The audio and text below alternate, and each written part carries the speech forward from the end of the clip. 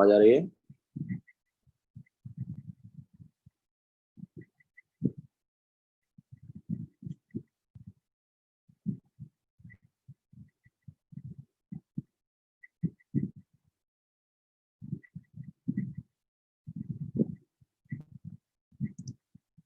Okay, so good morning.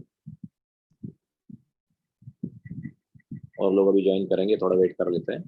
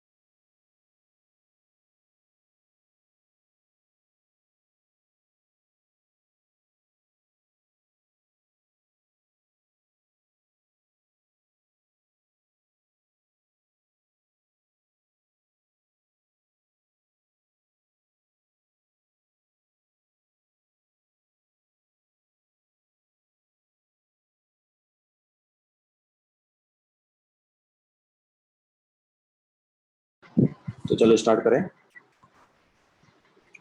तो जैसे मैंने कल ग्रुप पे भी डाला था कि हम पीरियोडिक प्रॉपर्टीज के डाउट्स जो है वो डिस्कस करेंगे। ठीक है, सबने कर लिया होगा मोस्टली। तो चलो पहले फाउंडेशन बिल्डर ऑब्जेक्टिव के डिस्कस करते हैं। फाउंडेशन बिल्डर ऑब्जेक्टिव में क्वेश्चन नंबर 1 to 10 के बीच में पहले बताओ किस किस को डाउट है।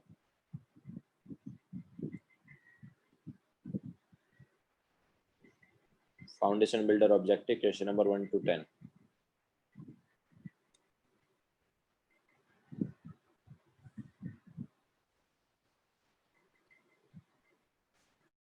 1 to 10 के बीच में डाउट बताओ।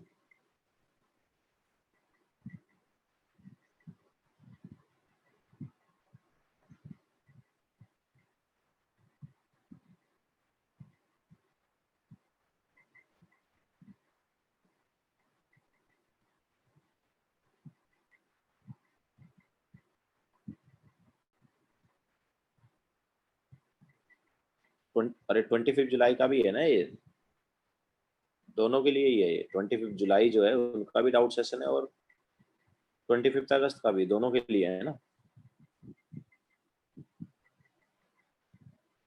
25 जुलाई का बुकलेट हो गया ऑलरेडी।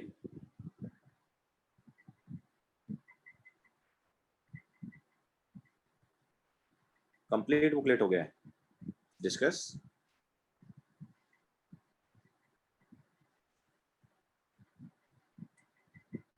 हम foundation builder objective, windows to JEE Main and get equipped to JEE Main discuss करेंगे।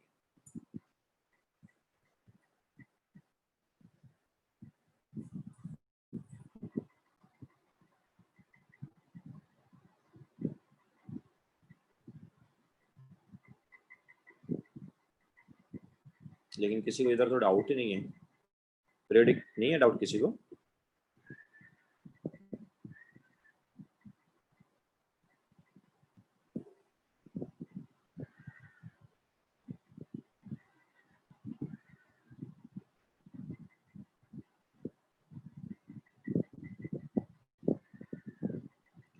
Foundation builder objective question number 1 to 10। Kunal 9, 11, 12, 10। और किसी को नहीं है क्या डाउट? चलो 1 से 12 ही ले लेते हैं। 1 से 12 में इतने डाउट है, 9, 10, 11, 12।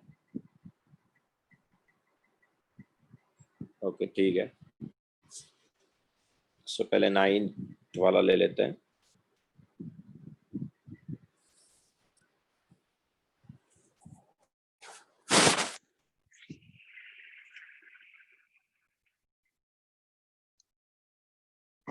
तो 9th वाले में क्या, विच of the following has the maximum number of unpaired electron.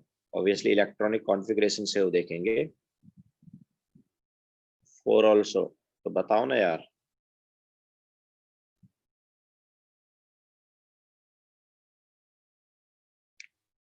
For element x a student A measured, तो देखो ये इसके लिए तो साफ साफ है ना, तुम्हें मैंने बताया है ना कि covalent radius, van der Waals radius and metallic radius. Crystal radius मतलब मेटालिक रेडियस, ठीक है। तीनों में क्या रिलेशन है? सबसे छोटा जो है कोवेलेंट वाला होता था, उससे ग्रेटर होता था मेटालिक, ये हम बोल सकते हैं क्रिस्टल, और सबसे बड़ा होता था वंडरवॉल। ठीक है, तो ये वाला यूज करो। क्लियर है क्या?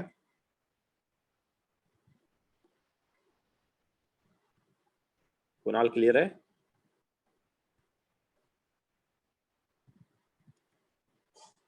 Now question number 9. Which of the following has the maximum number of unpaired electron? तो Mg का जो कॉन्फ़िगरेशन है वो क्या होता है? Mg का कॉन्फ़िगरेशन होता है 1s2 2s2 2p6 and 3s2। ये Mg का कॉन्फ़िगरेशन है। तो Mg 2 पॉजिटिव की बात हो रही है यहाँ पर। Mg 2 पॉजिटिव में क्या है? वैलेंस शेल से 2 इलेक्ट्रॉन निकल जाएंगे, तो ये वैलेंस शेल से 2 इलेक्ट्रॉन निकल गए। तो अब इसका कॉन्फ़िगरेशन ये है, तो इसमें नंबर ऑफ अनपेड इलेक्ट्रॉन कितने हैं? 0। ठीक है, सो Mg2 पॉजिटिव में नंबर ऑफ अनपेड इलेक्ट्रॉन 0 है। Ti3 पॉजिटिव की अगर हम बात करें तो पहले Ti का देखते हैं। तो Ti जो है उसका कॉन्फ़िगरेशन क्या होता है, इसका होता है argon 4s2 3d2। This is Ti का कॉन्फ़िगरेशन। उसमें से हमें 3 इलेक्ट्रॉन निकालने हैं। तो पहले वैलेंस शेल से इलेक्ट्रॉन निकलता है, तो 3 में से 2 इलेक्ट्रॉन 4s से निकल गए, ठीक है। सो 4s 0 हो गए। अब एक इलेक्ट्रॉन और निकालना पड़ेगा, वो कहाँ से निकलेगा, 3d से। सो 4s 0 3d1, ये Ti 3 पॉजिटिव का कॉन्फ़िगरेशन है। तो यहाँ पर नंबर ऑफ अनपेड इलेक्ट्रॉन कितने होंगे, यहाँ पर नंबर ऑफ अनपेड इलेक्ट्रॉन 1 होंगे। इसी टाइप से तुम्हें V3 पॉजिटिव का निकालना है। सो वेनेडियम जो है उसका कॉन्फ़िगरेशन क्या होता है, आर्गन 4s2 3d3, ये होता है V का कॉन्फ़िगरेशन। अब इससे 3 इलेक्ट्रॉन निकालोगे, तो पहले इलेक्ट्रॉन 4s से निकलेगा, 2 इलेक्ट्रॉन 4s से निकल गए, और फिर एक इलेक्ट्रॉन 3d से निकलेगा। तो एक इलेक्ट्रॉन जब 3d से निकलेगा तो 3d2। ओके, सो यहाँ पर नंबर ऑफ अनपेड इलेक्ट्रॉन 2 आएंगे। एंड इसके अलावा लास्ट वाला क्या है, Fe2 पॉजिटिव है। तो Fe2 पॉजिटिव जो है उसका अगर हम देखेंगे तो पहले Fe का देखो क्या है। Fe का होता है आर्गन 4s2 3d6। अब इससे 2 इलेक्ट्रॉन निकालना है, तो दोनों इलेक्ट्रॉन 4s से निकल जाएंगे, तो इट इज 4s0 3d6, और 4s0 3d6 में नंबर ऑफ अनपेड इलेक्ट्रॉन 4 होता है, ठीक है। तो करेक्ट आंसर कौन सा है, क्या पूछा उन्होंने, maximum number of unpaired electron, तो कौन होगा, Fe2 पॉजिटिव होगा। समझ आया।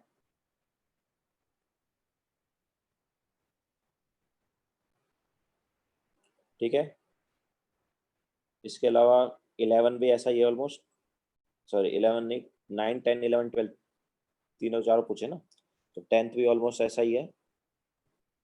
10th में भी यही काम करना है। Which one of the following shows paramagnetic character, paramagnetic character मतलब किसमें अनपेड इलेक्ट्रॉन होंगे। ओके, सो Sc3 पॉजिटिव, तो Sc का कॉन्फ़िगरेशन क्या था, आर्गन 4s2 3d1, ये Sc का कॉन्फ़िगरेशन है। अब इसमें से 3 इलेक्ट्रॉन निकालोगे, तो S से 2 निकल गए, D से 1 निकल गया, तो ये बचा 4s0 3d0। तो यहाँ पर क्या है, ये इसमें तो एक भी इलेक्ट्रॉन नहीं है ना, और आर्गन जो है उसमें सारे इलेक्ट्रॉन पेयर्ड हैं, तो नंबर ऑफ अनपेड इलेक्ट्रॉन 0 है, मतलब ये क्या है, दिस इज डायमैग्नेटिक। ओके, इसी टाइप से Fe3 पॉजिटिव, Fe3 पॉजिटिव में अगर हम देखेंगे तो आर्गन 4s2 3d6, ये Fe का था। 3 पॉजिटिव मतलब 3 इलेक्ट्रॉन निकालो, तो 2 तो ऐसे निकल गए और एक D से निकल जाएगा, तो ये आएगा, और यहाँ पर नंबर ऑफ अनपेड इलेक्ट्रॉन 5 आ गए, सो ये पैरामैग्नेटिक होगा। ठीक है, मतलब इसका मैग्नेटिक पैरामैग्नेटिक कैरेक्टर होगा। इसके अलावा Mn7 पॉजिटिव, अच्छा 2+ दिया है, ओके नो प्रॉब्लम, उससे भी कोई ज्यादा फर्क नहीं पड़ेगा। 2+ दिया तो 2 इलेक्ट्रॉन निकलेंगे, तो नंबर ऑफ अनपेड इलेक्ट्रॉन यहाँ पर 4 आएगा। ठीक है, so then again it is paramagnetic. The next वाला जो है वो है Mn7 पॉजिटिव। सो Mn का कॉन्फ़िगरेशन क्या है, it is argon 4s2 3d5। अब 7 पॉजिटिव मतलब 7 इलेक्ट्रॉन निकालो, तो पहले 2 इलेक्ट्रॉन S से निकल जाएंगे, ठीक है, फिर बाद में 5 इलेक्ट्रॉन D से निकल जाएंगे, टोटल 7 इलेक्ट्रॉन निकल गए। ओके, तो हमारे पास क्या आएगा, 4s0 3d0। तो नंबर ऑफ अनपेड इलेक्ट्रॉन जो है यहाँ पर 0 आएंगे, नंबर ऑफ अनपेड इलेक्ट्रॉन 0 है, मतलब ये क्या है, डायमैग्नेटिक है। ठीक है, एंड सिमिलरली लास्ट वाला जो है वो है Ti3 पॉजिटिव। तो Ti का क्या है कॉन्फ़िगरेशन, आर्गन 4s2 3d2, ये है। अब इसका 4 पॉजिटिव है, मतलब 4 इलेक्ट्रॉन निकालो, तो 2 इलेक्ट्रॉन पहले 4th से निकलेंगे, और फिर बाद में 2 डी से निकलेंगे। तो नंबर ऑफ अनपेयर्ड इलेक्ट्रॉन कितने आ गए? 0 आ गए। So it is diamagnetic. Okay, so यहाँ पर पैरामैग्नेटिक कौन आ रहा है? Fe2 पॉजिटिव आ रहा है बस, बाकी सारे डायमैग्नेटिक आ रहे हैं। ओके, अगर हम बात करेंगे क्वेश्चन नंबर 11 की, तो 11 में क्या बोल रहा है कि विच of the following is iso electronic with carbon. Carbon में कितने इलेक्ट्रॉन होते हैं? कार्बन में 6 इलेक्ट्रॉन होते हैं, ठीक है। और बाकी और कौन है जिसमें 6 इलेक्ट्रॉन है? तो देखो यहाँ पर हमारे पास N पॉजिटिव जो है उसमें 6 इलेक्ट्रॉन है, नाइट्रोजन में 7 थे, पॉजिटिव वजह से 1 इलेक्ट्रॉन निकल गया, तो कितने बचे? 6 इलेक्ट्रॉन। ओके, सो 11th में क्या आ जाएगा? N पॉजिटिव आ जाएगा। क्लियर है सभी को? नाउ 12th में भी डाउट था, तो 12th में देखो क्या है, विच of the following constitute A group of iso electronic species. Iso electronic में क्या होता है? नंबर ऑफ इलेक्ट्रॉन सेम होते हैं, है ना। तो यहाँ पर अगर तुम देखोगे तो C2 2 नेगेटिव,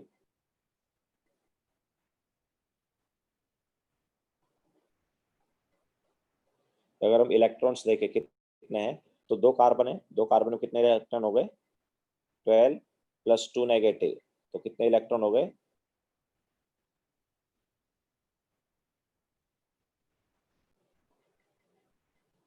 12 प्लस 2 नेगेटिव कितने इलेक्ट्रॉन हो गए? 14 इलेक्ट्रॉन हो गए, ठीक है।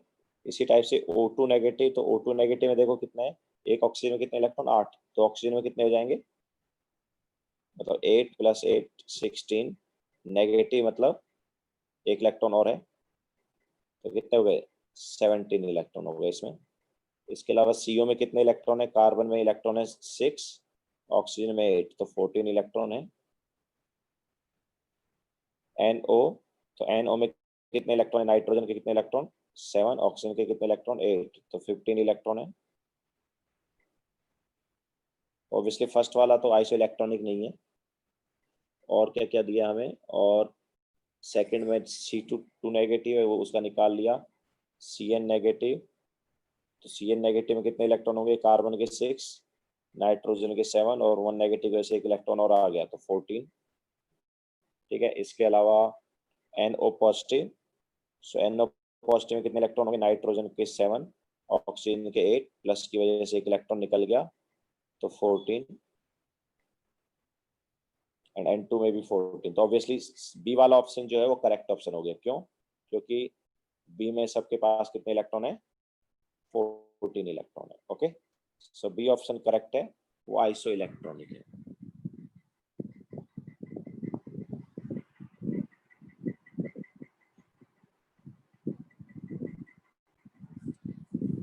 क्लियर है सभी को?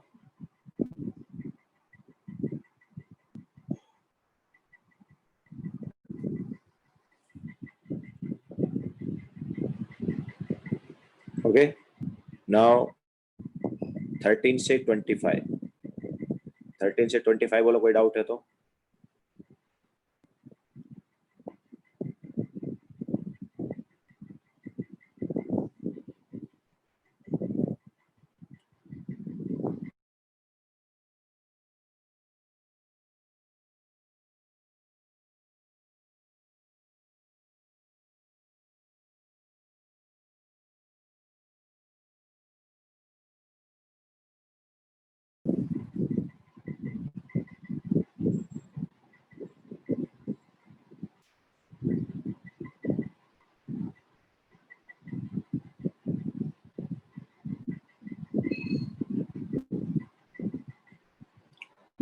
थर्टीन से 25 में क्या डाउट है?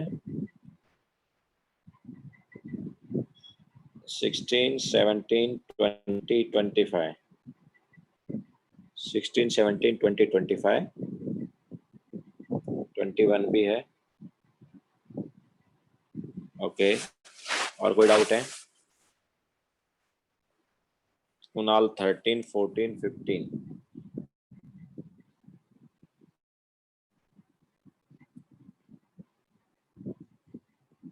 कुणाल 13, 14, 15, देन 16, 17 आ गया है।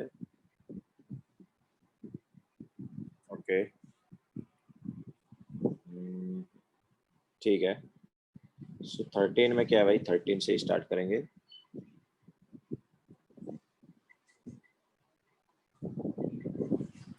The correct order of radius is, तो लेफ्ट टू राइट हमने बताया था रेडियस क्या होता है, left to right radius decrease होता है।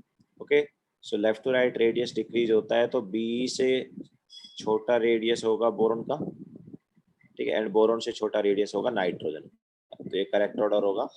इसके अलावा आइसो इलेक्ट्रॉनिक में हमने तुम्हें बताया था, आइसो इलेक्ट्रॉनिक में जैसे जैसे प्रोटॉन बढ़ते हैं वैसे वैसे साइज क्या होता है, डिक्रीज होता जाता है। ओके, तो ये हो गया सेकंड के लिए। इसके अलावा डाउन द ग्रुप साइज क्या होता है, डाउन द ग्रुप साइज बढ़ता है। ओके, तो डाउन द ग्रुप साइज बढ़ता है, तो अपने पास जो ऑर्डर है वो ये रहेगा। ओके, एंड एफ ई, अब देखो यहाँ पर अगर हम देखेंगे Fe2 positive, Fe3 positive and Fe4 positive, तो इनमें क्या नंबर ऑफ प्रोटॉन सेम है, लेकिन इलेक्ट्रॉन्स जो है कम होते जा रहे हैं। Fe4 पॉजिटिव में सबसे कम इलेक्ट्रॉन है, ठीक है, तो इसके केस में सबसे कम इलेक्ट्रॉन है, मतलब यहाँ पर सबसे ज्यादा अट्रैक्शन हुआ होगा, जितना ज्यादा अट्रैक्शन उतना कम साइज, तो यहाँ पर साइज का ऑर्डर ये रहेगा। तो करेक्ट क्या है, करेक्ट ऑर्डर क्या है रेडियस का, ऑब्वियसली बी ऑप्शन यहाँ पर करेक्ट होना चाहिए जो दिया है उसमें। ओके, बाकी ऑर्डर जो है फॉलो नहीं कर रहा है। इसके अलावा 14 जो है वो किससे होगा, 14 हमने जो अभी बताया उसी से होगा। N3 negative, O2 negative and F negative में सबसे बड़ा साइज किसका होना चाहिए, N3 नेगेटिव का, फिर O2 नेगेटिव का एंड फिर F नेगेटिव का। ओके, सो कौन सा ऑप्शन करेक्ट है इसके हिसाब से, इसके हिसाब से सी ऑप्शन करेक्ट जा रहा है। क्लियर है क्या?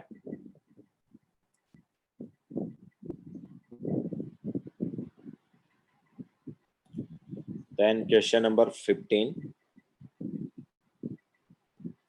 the correct order of radius, तो देखो फॉस्फोरस MgAl वही लेफ्ट टू राइट वाला ही हो गया, Mg से छोटा साइज होगा Al का, Al से छोटा साइज होगा फॉस्फोरस का, लेफ्ट टू राइट गए ना। इसके अलावा आइसो इलेक्ट्रॉनिक है, P3 नेगेटिव, S2 नेगेटिव और Cl नेगेटिव, ये तीनों क्या आइसो इलेक्ट्रॉनिक, और जैसा मैंने बताया पहले भी आइसो इलेक्ट्रॉनिक में जैसे जैसे प्रोटॉन्स बढ़ते हैं या जैसे जैसे एटॉमिक नंबर बढ़ता है साइज क्या होता है, डिक्रीज होता है। ओके, तो वही वाला कॉन्सेप्ट लगाया। इसके अलावा Pr negative, F negative, Cl negative down the group जा रहे हैं, तो साइज जो है बढ़ता जाता है ना, ठीक है, तो F नेगेटिव से बड़ा साइज Cl नेगेटिव का, Cl नेगेटिव से बड़ा साइज Pr नेगेटिव का, और Mg से एक इलेक्ट्रॉन निकाला Mg पॉजिटिव है, फिर Mg पॉजिटिव से एक और इलेक्ट्रॉन निकाला तो Mg2 पॉजिटिव है ना, तो यहाँ पर इलेक्ट्रॉन्स निकालते जा रहे हैं, तो जैसे जैसे इलेक्ट्रॉन निकालते जाएंगे प्रोटॉन तो उतने ही रहे, बट इलेक्ट्रॉन निकालने पर साइज क्या होता जाएगा, डिक्रीज होता जाएगा, तो ये करेक्ट ऑर्डर ये रहेगा। तो ऑप्शन के हिसाब से कौन सा करेक्ट हुआ, बी ऑप्शन करेक्ट हुआ। ओके, बाकी ऑप्शन कुछ अलग दिए हुए हैं। क्लियर है क्या?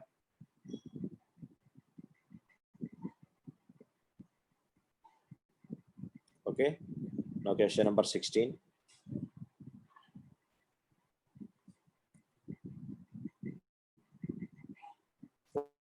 बताया ना कुणाल यार, 14 यही है, आइसो इलेक्ट्रॉनिक है ना तीनों, तो आइसो इलेक्ट्रॉनिक में जैसे जैसे प्रोटॉन बढ़ाते साइज कम होता जाता है, तो F नेगेटिव का साइज सबसे कम और N3 नेगेटिव का सबसे ज्यादा, तो इस ऑर्डर को कौन फॉलो कर रहा है, सी ऑप्शन ही फॉलो कर रहा है ना।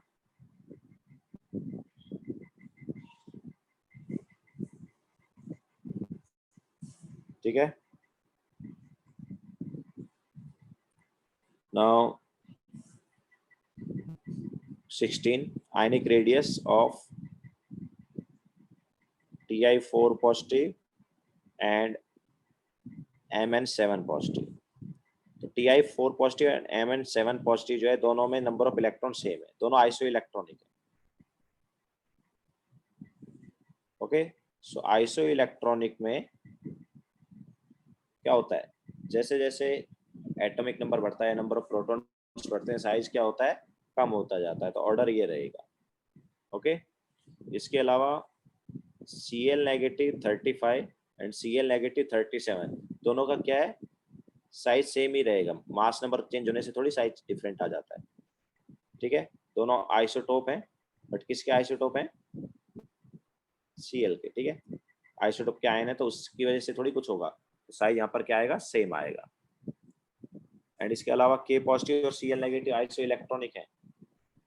K पॉजिटिव और Cl नेगेटिव क्या है, आइसो इलेक्ट्रॉनिक। तो आइसो इलेक्ट्रॉनिक में क्या होगा, ठीक है, ये भी आइसो इलेक्ट्रॉनिक था, और K पॉजिटिव और Cl नेगेटिव भी आइसो इलेक्ट्रॉनिक है। तो K पॉजिटिव और Cl नेगेटिव में किसका साइज ज्यादा होगा, ठीक है, आइसो इलेक्ट्रॉनिक में जितना ज्यादा प्रोटॉन होता है उतना, जितना ज्यादा प्रोटॉन हो जाता है उतना छोटा साइज हो जाता है। ओके, सो Cl नेगेटिव जो है उसका साइज बड़ा होगा और K पॉजिटिव का साइज छोटा होगा। क्यों, क्योंकि K पॉजिटिव में ज्यादा प्रोटॉन। इसके अलावा P3 पॉजिटिव और P5 पॉजिटिव, तो यहाँ वहां पर अगर हम देखेंगे तो ज्यादा प्रोटॉन, देखो दोनों केसेस में प्रोटॉन सेम है, बट P5 पॉजिटिव में इलेक्ट्रॉन्स कम है। ठीक है, तो उसकी वजह से साइज क्या हो गया, छोटा हो गया। सेम नंबर ऑफ प्रोटॉन्स जब होते हैं, नंबर ऑफ इलेक्ट्रॉन्स कम जब होंगे तो अट्रैक्शन कम हमारे पास क्या होगा, ज्यादा हो जाएगा। ओके, दोनों में सेम नंबर ऑफ प्रोटॉन्स है, लेकिन P5 पॉजिटिव में क्या है, इलेक्ट्रॉन्स कम है, तो कम इलेक्ट्रॉन्स है तो ज्यादा अट्रैक्ट होंगे, और ज्यादा अट्रैक्ट होने की वजह से साइज छोटा हो जाएगा। ठीक है, सो 16 में हमारे पास क्या आ जाएगा, डी आ जाएगा। डी करेक्ट है, बाकी इनकरेक्ट है।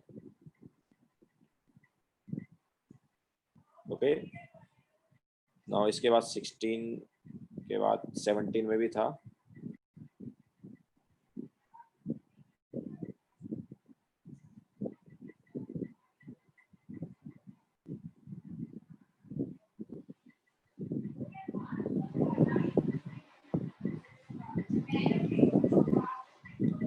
तो 17 में क्या है, Cl negative and K positive are isoelectronic then, तो ये तो ऑलरेडी हम बता चुके हैं, है ना।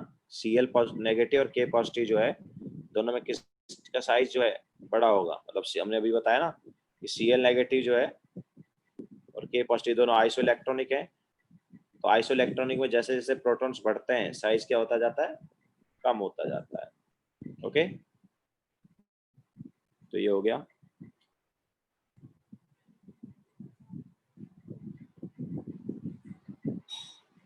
ऑब्वियसली बी ऑप्शन करेक्ट हुआ यहाँ पर।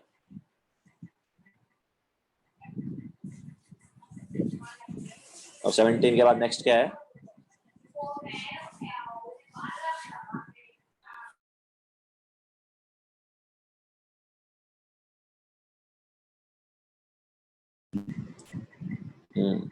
नो 17 के बाद नेक्स्ट है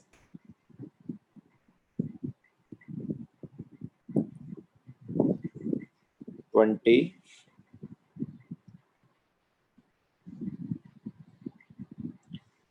तो 20 में क्या है, which is correct in the following. तो Na पॉजिटिव और Cl नेगेटिव में अगर हम कंपेयर करें,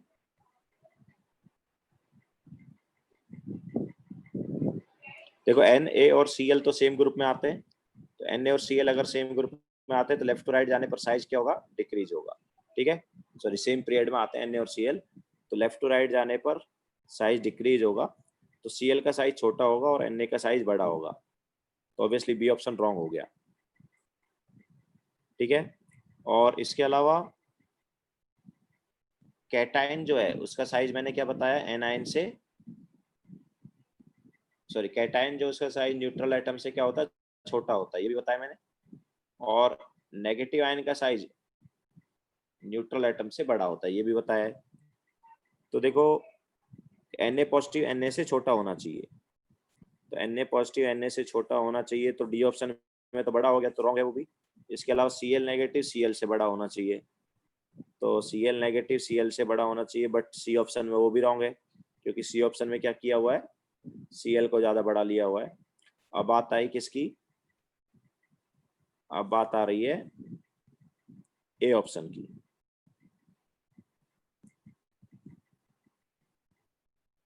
Na positive and Cl negative, नहीं, अरे बी ऑप्शन करेक्ट हो गया ना, नहीं, बी ऑप्शन करेक्ट है ना, हमने ध्यान ढंग से देखा नहीं।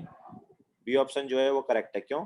बिकॉज Na से छोटा साइज होना चाहिए Cl का, तो बी ऑप्शन में देखो Na का साइज बड़ा और Cl का साइज छोटा है, करेक्ट है कि नहीं?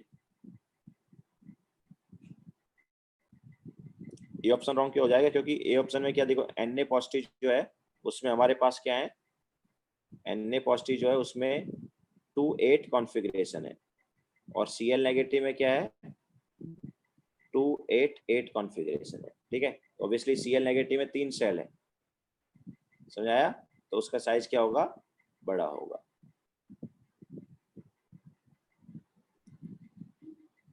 तो बी ऑप्शन करेक्ट होगा यहाँ पर।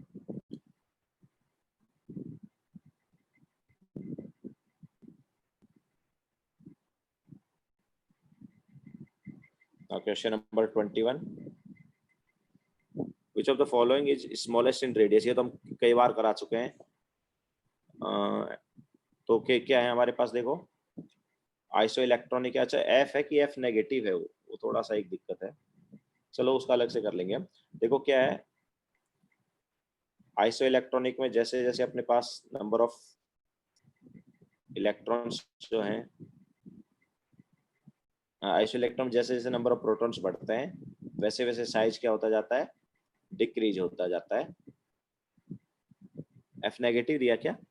यस, एफ नेगेटिव ही है वो, ठीक है, एफ नेगेटिव है। तो इसका तो हम बताएं ऑलरेडी, जैसे जैसे नंबर ऑफ प्रोटॉन्स बढ़ते हैं साइज डिक्रीज होता जाता है।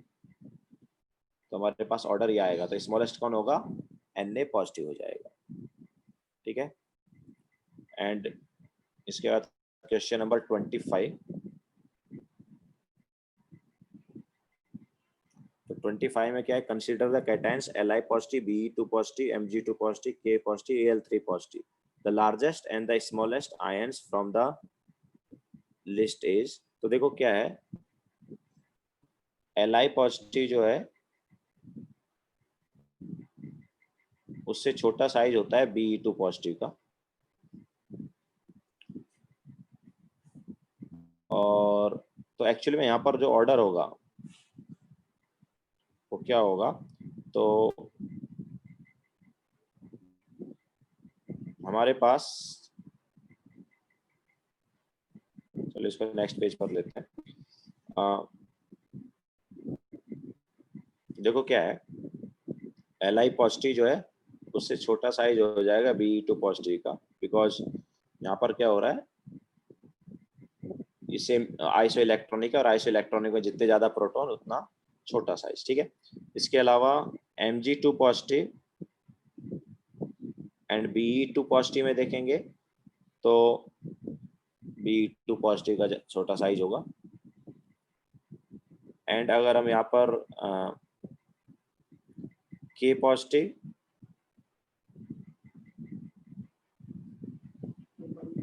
एंड K पॉजिटिव में सबसे ज्यादा सेल है वैसे, तो K positive and Li positive वगैरह का देखेंगे तो K पॉजिटिव का ज्यादा होगा।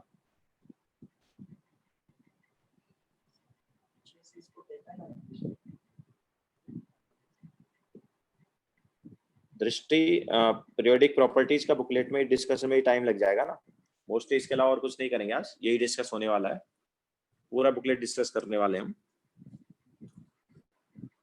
ठीक है। इसके अलावा Al3 पॉजिटिव जो है Mg2 पॉजिटिव और Al3 पॉजिटिव में अगर हम कंपेयर करें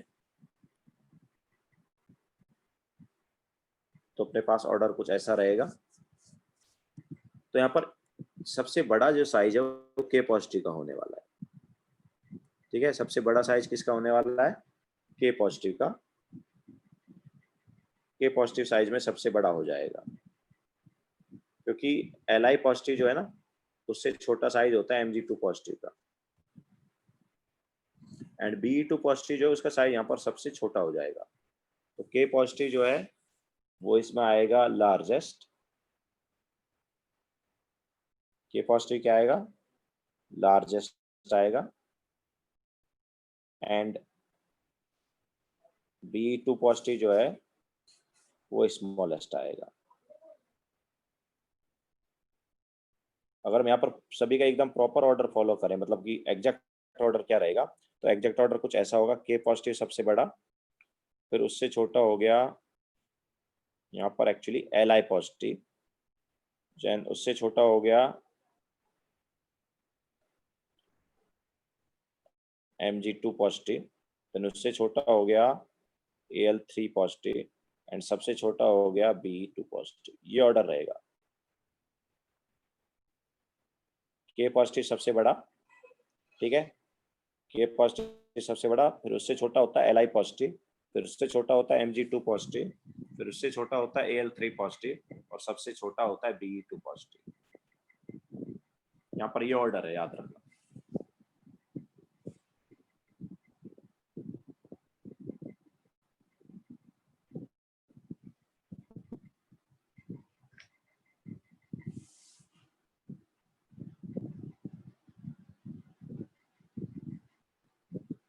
ठीक है, नाउ 26 से लेकर 37, 26 to 37 में डाउट बोलो।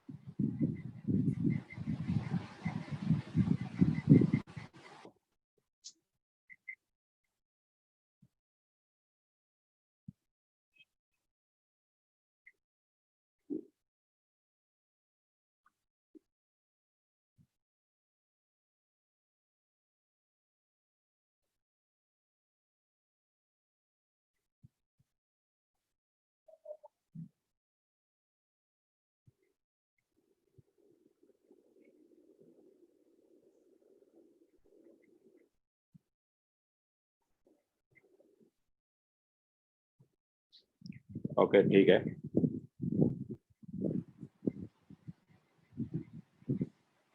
कुणाल फिर तुमने किया क्या है भाई? तुमने तो सारे ही डाउट पूछ लिए।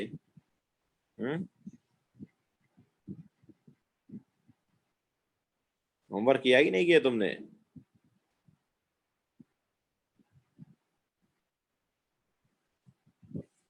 नोट्स नहीं पढ़े क्या Kunal?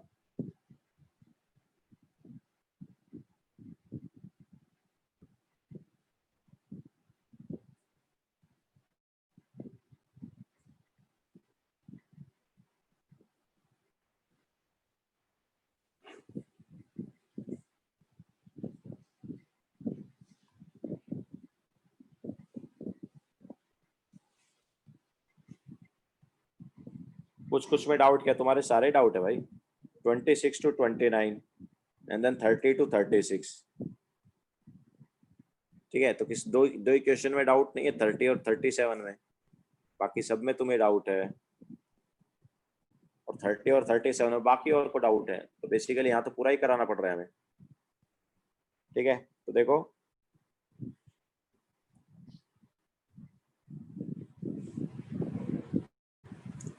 Question number 26, that ionization energy of Al is smaller than that of Mg। तो इसका हमने रीजन तुम्हें बताया था, लेफ्ट टू राइट जब हम जाते हैं तो साइज क्या होता है, साइज लेफ्ट टू राइट में साइज जो है डिक्रीज होता था, एंड जेड इफेक्टिव बढ़ता था। इसकी वजह से आयनाइजेशन एनर्जी क्या होना चाहिए, बढ़ना चाहिए। लेकिन आयनाइजेशन एनर्जी जो है वो Mg का Al से ज्यादा होता है। रीजन क्या था? तो इसका जो कॉन्फ़िगरेशन है ये NH2 कॉन्फ़िगरेशन था, और इसका कॉन्फ़िगरेशन NH2 Np1 था। तो जैसा हमने बताया था, यहाँ पर हम इलेक्ट्रॉन किससे रिमूव करते थे, P से रिमूव करते थे। ठीक है, और यहाँ पर इलेक्ट्रॉन किससे रिमूव करते थे, S से। याद हो तो हमने क्या बताया था कि P से इलेक्ट्रॉन रिमूव करना इजी रहेगा और S से इलेक्ट्रॉन रिमूव करना डिफिकल्ट होगा। ओके, सो करेक्ट ऑप्शन कौन सा होगा, सी। इसके अलावा क्वेश्चन नंबर 27,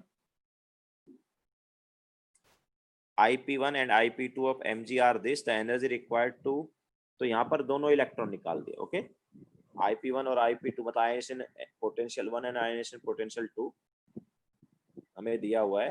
तो 27 में दोनों इलेक्ट्रॉन निकाल दिए गए। तो एक पहला इलेक्ट्रॉन निकालने के लिए 178 लगेगा, दूसरा इलेक्ट्रॉन निकालने के लिए 348 लगेगा। तो 178 और 348 मिला के कितना हो गया, उतना एनर्जी हमें टोटल लग जाएगा। तो कितना आएगा ये,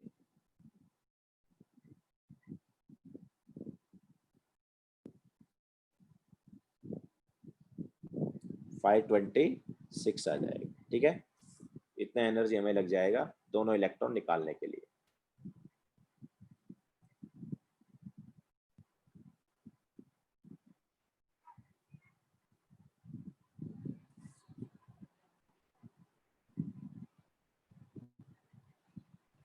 नाउ 28, तो 28 में हमें आयनेशन पोटेंशियल दिया है या आयनेशन एनर्जी बोल सकते हैं।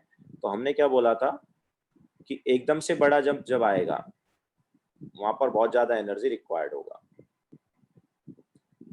ठीक है, तो एकदम से बड़ा जंप कब आ रहा है, देखो मतलब एकदम से जब बड़ा जंप आएगा मतलब नोबेल गैस कॉन्फ़िगरेशन आ गया। ओके, तो यहाँ पर क्या दिया हमें जो डेटा दिया वो क्या है, आयनेशन एनर्जी का, आयनेशन एनर्जी आयनेशन पोटेंशियल का जो डेटा है वो क्या है, पहले 7.1 है, देन 14.3 है, ज्यादा इंक्रीज नहीं हुआ, थोड़ा सा इंक्रीज हुआ है, फिर 34.5।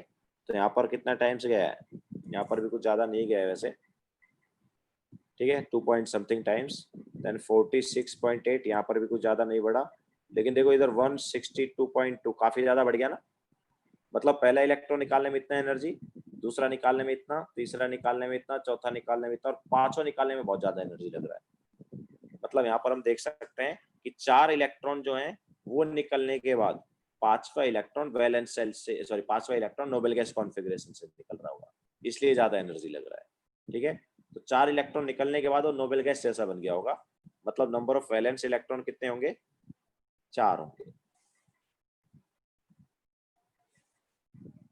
तो नंबर ऑफ वैलेंस इलेक्ट्रॉन्स जो हैं वो 4 हैं। तो कौन हो सकता है, किसके केस में नंबर ऑफ वैलेंस इलेक्ट्रॉन 4 है भाई, सिलिकॉन। ओके, आंसर क्या होगा, सिलिकॉन। सिलिकॉन में ही नंबर ऑफ वैलेंस इलेक्ट्रॉन क्या होते हैं, 4 होते हैं। ओके, 4 इलेक्ट्रॉन होते हैं ना सिलिकॉन के वैलेंस से। Now question number 29। तो देखो जैसे जैसे हम इलेक्ट्रॉन निकालते जाते हैं तो हमें पहले से ज्यादा एनर्जी रिक्वायर्ड होता है। ठीक है, ये पता होगा, IE1 से बड़ा होता है IE2, IE2 से बड़ा होता है IE3, IE3 से बड़ा होता है IE4, याद है। IE1 is greater than IE2 is greater than IE3। ठीक है, एंड इस टाइप से चलता जाएगा, जैसे जैसे इलेक्ट्रॉन निकालते जाएंगे पहले से ज्यादा एनर्जी रिक्वायर्ड होगा। तो यहाँ पर सबसे ज्यादा एनर्जी कौन से केस में रिक्वायर्ड होगा, बी वाले केस में। ओके, बी वाला केस जो है उसमें सबसे ज्यादा एनर्जी रिक्वायर्ड होगा।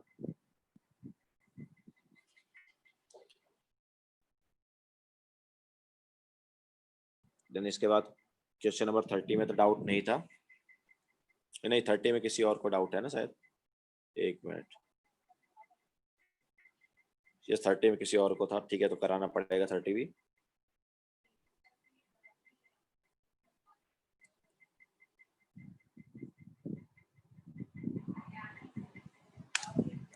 तो amongst the following elements whose electronic configuration are given below, the one having the highest ionization energy। तो हाईएस्ट आयनेशन एनर्जी किसकी होगी, तो लेफ्ट टू राइट वैसे जब हम जाएंगे तो आयनेशन एनर्जी क्या होगा, वैसे एलिमेंट देख लेते हैं। तो नियॉन 3s2 3p1, ये कौन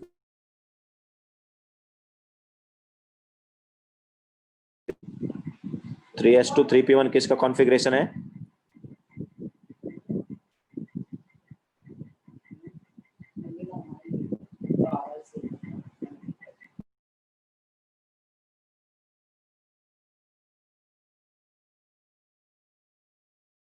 हाँ, तो 3s2 3p1 जो है वो किसका कॉन्फ़िगरेशन होता है? Al का, ठीक है। इसके अलावा 3s2 3p3 किसका होता है? फॉस्फोरस का, ठीक है। एंड 3s2 3p2 किसका होता है?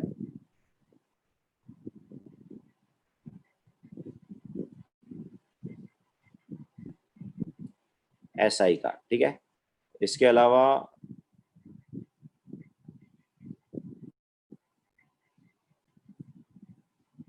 आर्गन 3d10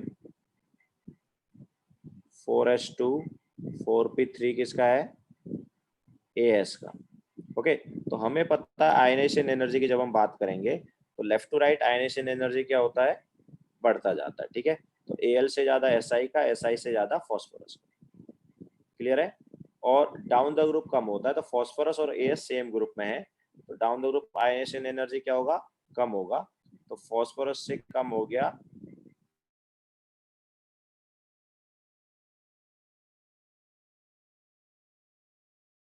क्या हो गया? हाईएस्ट आयनेशन एनर्जी किसका हो जाएगा इस हिसाब से? फॉस्फोरस का सबसे ज्यादा हो जाएगा, ठीक है। तो करेक्ट आंसर कौन सा होगा? करेक्ट आंसर हो जाएगा बी ऑप्शन। एनर्जी किसका होगा? फॉस्फोरस का होगा, तो बी ऑप्शन जो है वो करेक्ट है।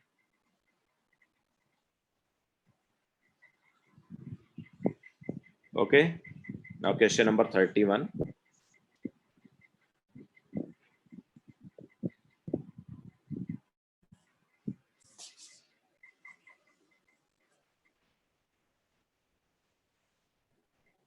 सो 31 में हमें बोला था incorrect statement among the following is, तो इनकरेक्ट पूछा, करेक्ट नहीं इनकरेक्ट, ठीक है।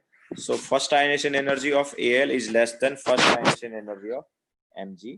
तो देखो पहले दोनों का कॉन्फ़िगरेशन देख लेते हैं। Mg का कॉन्फ़िगरेशन क्या है? आर्गन 2s2, और Al का कॉन्फ़िगरेशन क्या है? Sorry not 2s2, it is 3s2, neon 3s2, और Al का क्या है? 3s2 3p1। तो फर्स्ट वाली जो आयनेशन एनर्जी अगर हम बात करेंगे I1, तो फर्स्ट इलेक्ट्रॉन निकालने के लिए जो एनर्जी होगा वो, ठीक है। So first ionisation energy obviously Mg का ज्यादा है Al से। ओके, फर्स्ट आयनेशन एनर्जी किसका ज्यादा है? Mg का। क्यों? क्योंकि वैसे तो लेफ्ट टू राइट डिक्रीज होता है, सॉरी इंक्रीज होता है, बट यहाँ पर क्या है? Al में 3p से निकालेंगे इलेक्ट्रॉन और Mg में 3s से, तो ऑब्वियसली 3s से इलेक्ट्रॉन निकालना डिफिकल्ट, s से निकालना डिफिकल्ट होता है ना, इसलिए Mg का Al से ज्यादा है। तो फर्स्ट आयनेशन एनर्जी ऐसा है। नाउ एक इलेक्ट्रॉन जब निकल जाएगा, एक इलेक्ट्रॉन जब निकल जाएगा तो ये 3s1 और ये 3s2 बन जाएगा। तो फिर सेकेंड आयनेशन एनर्जी अगर हम देखेंगे, सेकेंड आयनेशन एनर्जी अगर हम देखेंगे तो फिर Al का ज्यादा होगा। सेकेंड आयनेशन एनर्जी किसका ज्यादा होगा? Al का, ठीक है। एक इलेक्ट्रॉन निकलने के बाद में क्या बन गया? 3s1 एंड 3s2 बन जाएगा, तो Al का ज्यादा होगा, ठीक है। एंड और किस में कंपेयर करा रहा है? तो first ionisation energy of Al is less than first ionisation energy of Mg। तो ये तो करेक्ट है, इनकरेक्ट पूछ रहा था। इसके अलावा second ionisation energy of Mg is greater than second ionisation energy of Na। अच्छा, वो Na की बात कर रहा है, एक्चुअली Na भी लेना पड़ेगा हमें। सो Na को अगर हम लेंगे तो Na क्या है? It is 3s1। तो अब देखो यहाँ पर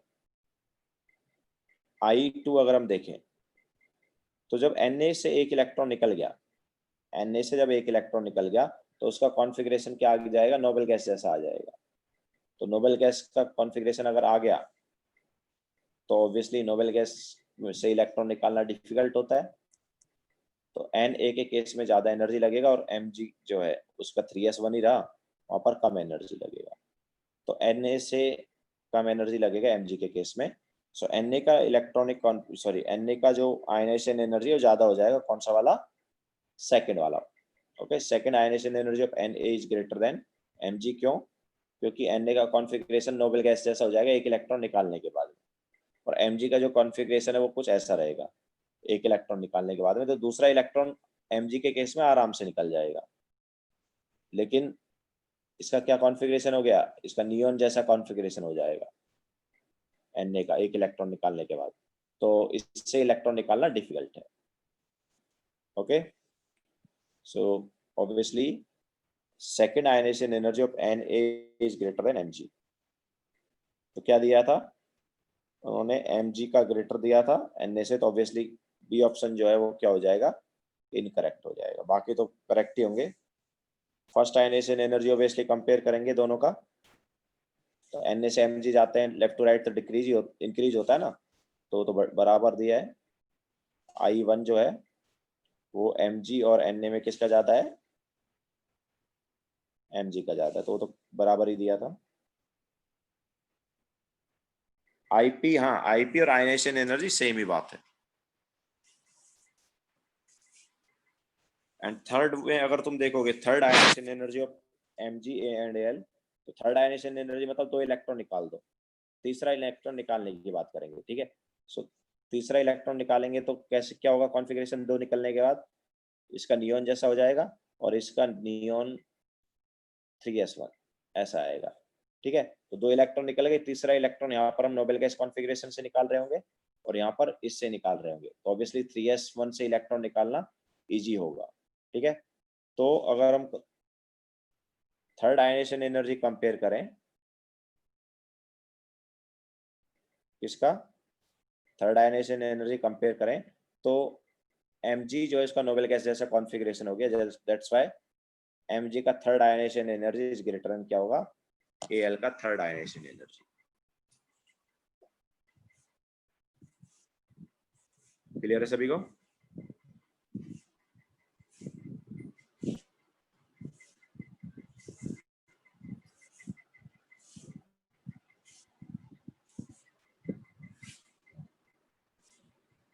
ठीक है, नाउ क्वेश्चन नंबर 32।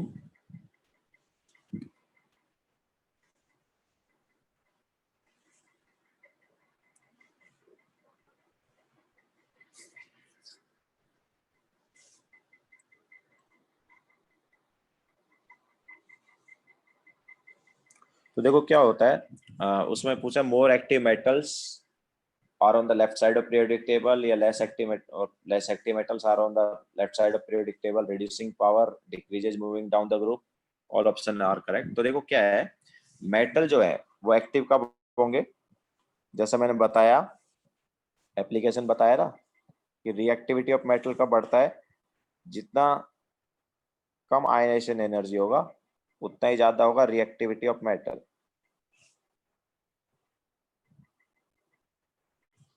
तो कम आयनेशन एनर्जी कब होगा, देखो लेफ्ट टू राइट तो आयनेशन एनर्जी बढ़ता है ना, ओके, लेफ्ट टू राइट जाएंगे तो आयनेशन एनर्जी बढ़ जाएगा, तो सबसे कम आयनेशन एनर्जी कब होगा, लेफ्ट साइड वालों का होगा, ओके। सो लेफ्ट साइड वालों का आयनेशन एनर्जी सबसे कम होगा, दैट्स व्हाई वो सबसे ज्यादा एक्टिव होंगे, ओके। सो यहाँ पर ए ऑप्शन करेक्ट है, okay. More active metals are on the left side of periodic table. Now question number 33, the ionization energy of boron is less than beryllium, ठीक है। सो left to right जाएंगे तो ionisation energy जो है वो क्या होना चाहिए, लेफ्ट टू राइट जाएंगे तो आयनेशन एनर्जी बढ़ना चाहिए, बट कम हो गया। रीजन क्या था, बी और बी में जैसा पहले हम बता चुके हैं, बी में इलेक्ट्रॉन NH2 से निकालते हैं और बोरोन में NH2 NP1 से निकालते हैं,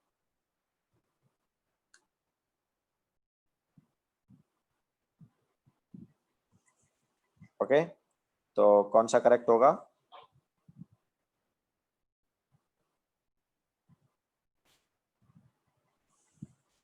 ऑब्वियसली सी ऑप्शन जो है वो करेक्ट हो जाएगा, ठीक है। 33 में कौन सा करेक्ट होगा, C option, the outermost electron in boron occupies a 2p orbital,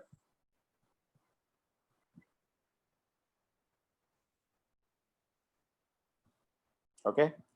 सो यही करेक्ट है, क्योंकि यहाँ पर हम 2p से इलेक्ट्रॉन निकालेंगे, इधर 2s, ns मतलब 2s से निकालेंगे, ठीक है। सो सी ऑप्शन करेक्ट है 33 में। Now 34, which of the following isoelectronic has the lowest ionisation energy. तो देखो आइसो इलेक्ट्रॉनिक में जितना ज्यादा अट्रैक्शन होता है उतना ज्यादा एनर्जी रिक्वायर्ड होगा। ओके, आइसो इलेक्ट्रॉनिक में नंबर ऑफ इलेक्ट्रॉन्स क्या होते हैं, सेम होते हैं। तो सेम इलेक्ट्रॉन्स होते हैं तो जितना ज्यादा एटॉमिक नंबर होगा उतना ज्यादा अट्रैक्शन, और जितना ज्यादा अट्रैक्शन उतना ही डिफिकल्टी होगा इलेक्ट्रॉन निकालने में। ओके, सो यहाँ पर अगर हम आयनेशन एनर्जी कंपेयर करें तो S2 negative, Cl negative, K positive and Ca2 positive. तो इलेक्ट्रॉन सब में सेम है, लेकिन प्रोटॉन सबसे ज्यादा किसमें है, Ca2 पॉजिटिव है, तो उसमें सबसे ज्यादा अट्रैक्शन हो रहा होगा। ओके, Ca2 पॉजिटिव में सबसे ज्यादा अट्रैक्शन है, तो सबसे ज्यादा अट्रैक्शन है तो एनर्जी सबसे ज्यादा रिक्वायर्ड होगा इलेक्ट्रॉन निकालने के लिए। तो आयनाइजेशन एनर्जी का ऑर्डर ये रहेगा। रेडियस का ऑर्डर उल्टा होता था, अट्रैक्शन ज्यादा है तो रेडियस छोटा होता था, लेकिन आयनाइजेशन एनर्जी क्या है, अट्रैक्शन ज्यादा तो रेडियस ज्यादा होगा। ओके, तो लोवेस्ट हमारे पास किसका आयनाइजेशन एनर्जी है, S2 नेगेटिव का।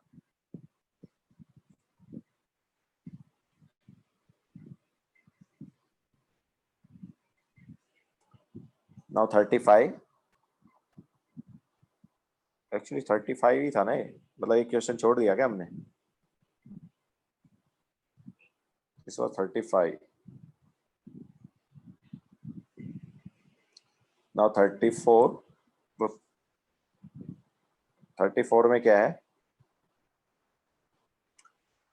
Sodium generally does not shown oxidation state +2 because, तो सोडियम का क्या कॉन्फ़िगरेशन, सोडियम का है नियॉन 3s1। तो क्या है कि एक इलेक्ट्रॉन निकालने के बाद में इसका कॉन्फ़िगरेशन कैसा हो जाता है, नोबेल गैस जैसा हो जाता है। ओके, तो एक ही इलेक्ट्रॉन निकल सकता है, या हम बोल सकते हैं IE2 जो है इसका इज वेरी हाई। ठीक है, सेकेंड आयनेशन एनर्जी जो है इसका काफी हाई होगा, इसलिए इससे जस्ट क्या है, एक ही इलेक्ट्रॉन निकलेगा, दो इलेक्ट्रॉन नहीं निकलेंगे। ओके, तो सेकेंड आयनेशन एनर्जी हाई है, तो ऑब्वियसली बी ऑप्शन यहाँ पर करेक्ट है। और question number 36, the ionization potential of Li and K are this. तो ऑब्वियसली आयनेशन पोटेंशियल और ये आयनेशन एनर्जी जो है डाउन द रूप क्या होता है, डाउन द रूप आयनेशन एनर्जी डिक्रीज होता है, तो Li का सबसे ज्यादा, उससे कम Na का, और सबसे कम K का। ठीक है, तो ऑप्शन के हिसाब से Na जो है वो Li और K के बीच में होना चाहिए। तो कौन सा ऑप्शन करेक्ट हुआ, 5.4 और 4.3 के बीच में कौन सा ऑप्शन है, 4.9, सी ऑप्शन। ठीक है, Li जो है उसका कितना दिया है, Li का 5.4 दिया है, K का कितना दिया था, 4.3, तो दोनों के बीच में आना चाहिए, तो दैट इज 4.9।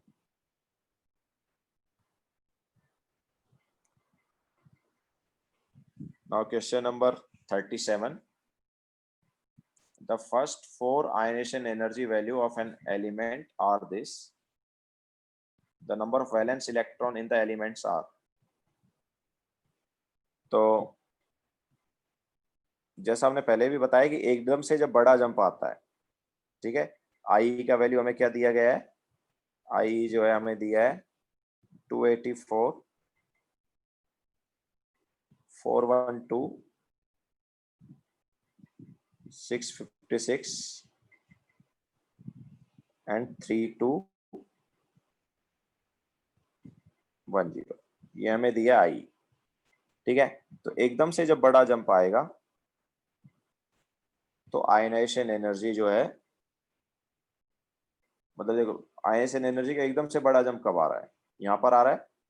ठीक है, तो यहाँ पर देखो क्या है, मतलब एक इलेक्ट्रॉन निकालने, फर्स्ट इलेक्ट्रॉन निकालने में इतना एनर्जी, दूसरा निकालने में इतना, तीसरा निकालने में इतना, तीन इलेक्ट्रॉन आराम से निकल गए, लेकिन चौथा इलेक्ट्रॉन जब हम निकाल रहे हैं तो हम नोबेल गैस कॉन्फ़िगरेशन से निकाल रहे होंगे। ठीक है, मतलब तीन इलेक्ट्रॉन निकालने के बाद में नोबेल गैस बन गया होगा। सो वैलेंस शेल में कितने इलेक्ट्रॉन हुए, तो नंबर ऑफ वैलेंस इलेक्ट्रॉन्स जो है कितने हो जाएंगे, 3 हो जाएंगे। ओके, ये हम बोल सकते हैं वैलेंसी जो है वो 3 आएगा। क्लियर है सभी को।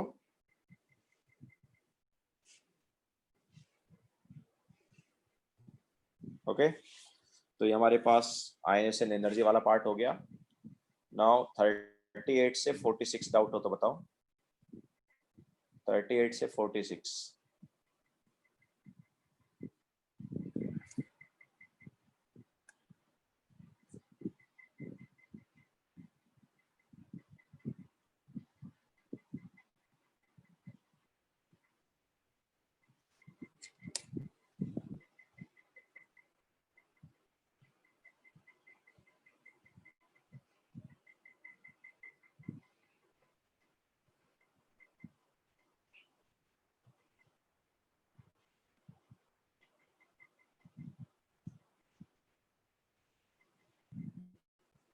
38 से 46।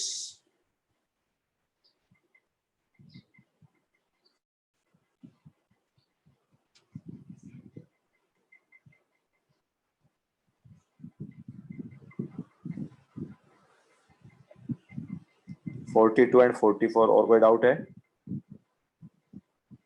38, 39, 42, 44,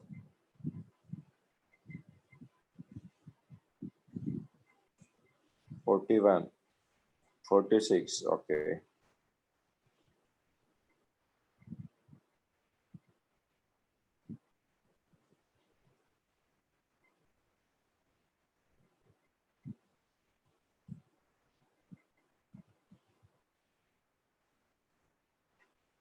ठीक है। सो सबसे पहले 38, तो ionisation energy of Na would be numerically the same. तो देखो क्या है, Na gives Na positive plus electron. So this is, यहाँ पर जो एनर्जी है वो रिक्वायर्ड है, उसको हम क्या बोलते हैं, आयनेशन एनर्जी। ठीक है, और अगर इसी रिएक्शन को हम रिवर्स कर दें तो जितना एनर्जी यहाँ पर रिक्वायर्ड था, इस वाले रिएक्शन में जितना एनर्जी रिक्वायर्ड था उतना एनर्जी अभी जो हम लिखेंगे उसमें रिलीज हो जाएगा। ठीक है, और इसको हम क्या बोलेंगे, इसको हम बोलेंगे इलेक्ट्रॉन एफिनिटी, और यहाँ पर एनर्जी रिलीज होगा। तो ionization energy of Na is nothing but minus of electron affinity of Na positive। ठीक है, सो करेक्ट आंसर जो है यहाँ पर क्या होगा, ए वाला हो जाएगा। ओके, दोनों में सेम एनर्जी होगा, बट एक केस में क्या एनर्जी रिक्वायर्ड है, दूसरे में एनर्जी रिलीज है। And electron affinity of Na positive कैसे डिफाइन है कि Na पॉजिटिव जब इलेक्ट्रॉन ऐड करेंगे तो कितना एनर्जी रिलीज होगा, वो electron affinity. Okay, now question number 39। सो 39 में देखो क्या है, किस प्रोसेस में एनर्जी एब्जॉर्ब हो रहा है। तो एक्चुअली वो O से O2 नेगेटिव है। क्यों? क्योंकि O से O नेगेटिव जो है वो E1 है, और E1 में एनर्जी रिलीज होता है। ठीक है, जैसा हमने बताया था, लेकिन यहाँ पर 2 इलेक्ट्रॉन ऐड हो रहे हैं, तो सेकंड इलेक्ट्रॉन ऐड करने के लिए एनर्जी रिक्वायर्ड होता है। E2 जो है, याद हो तो हमने क्या बताया था, पॉजिटिव होता है। E1 नेगेटिव होता है, बट उसके अलावा सारे E जो है वो पॉजिटिव होंगे। Okay, so first electron add करेंगे तो एनर्जी रिलीज होगा, लेकिन सेकंड इलेक्ट्रॉन ऐड करने में एनर्जी रिक्वायर्ड होगा। सो यहाँ पर सी ऑप्शन जो है वो करेक्ट है। ठीक है, O से O2 नेगेटिव बनने में एनर्जी क्या होगा, रिक्वायर्ड होगा, या हम बोल सकते हैं एब्जॉर्ब होगा वहां पर energy.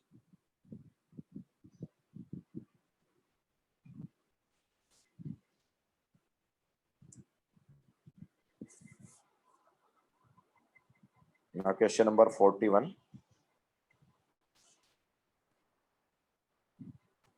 Which of the following pairs, which of the following gains electron more easily?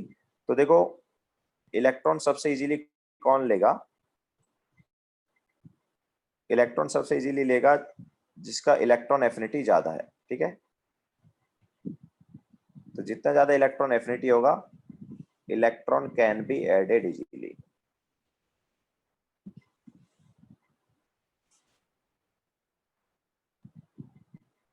तो इलेक्ट्रॉन एफिनिटी किसका सबसे ज्यादा होता है, left to right electron affinity बढ़ता है ना, left to right electron affinity बढ़ता है, तो सबसे ज्यादा इलेक्ट्रॉन एफिनिटी किसका होगा, हैलोजेंस का।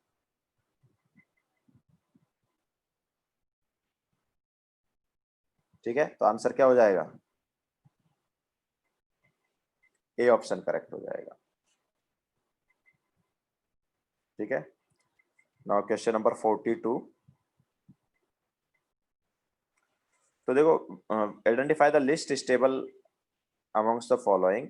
तो बीई जो है उसका कॉन्फ़िगरेशन था 2s2 और अभी ऑलरेडी स्टेबल कॉन्फ़िगरेशन है, तो ये 2s2 2p1 जो है वो क्यों बनाएगा? बनाएगा ही नहीं। अगर बनाएगा तो वापस इससे इलेक्ट्रॉन जो है वो निकल जाएगा। ठीक है, तो मोर स्टेबल था बी और उसमें एक इलेक्ट्रॉन जब हम ऐड कर रहे हैं तो लेस स्टेबल हो गया। ठीक है, तो अगर बी नेगेटिव बन भी गया है तो वापस क्या है, उससे इलेक्ट्रॉन निकल जाएगा। बी नेगेटिव वापस अपना इलेक्ट्रॉन निकाल देगा और क्या बना लेगा? बी बना लेगा। ओके, तो क्वेश्चन नंबर 42 हो गए। बाकी के केस में क्या कॉन्फ़िगरेशन स्टेबल आ गया है। एल आई नेगेटिव जो है उसका कॉन्फ़िगरेशन एक तरह से स्टेबल आ चुका है। ओके, तो बाकी में ऐसा नहीं हो रहा है, बट बी में क्या है, स्टेबल से अनस्टेबल हो गया। पहले स्टेबल था और बाद में अनस्टेबल हो गया। ओके, 2s2 जो है फुली फिल्ड कॉन्फ़िगरेशन है ना, तो फुली फिल्ड कॉन्फ़िगरेशन क्या होता है? स्टेबल कॉन्फ़िगरेशन होता है। ओके,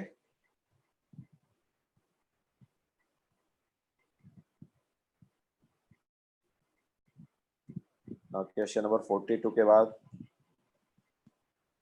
44। ये तो थोड़ी देर पहले हमने बताया क्वेश्चन नंबर 44 को।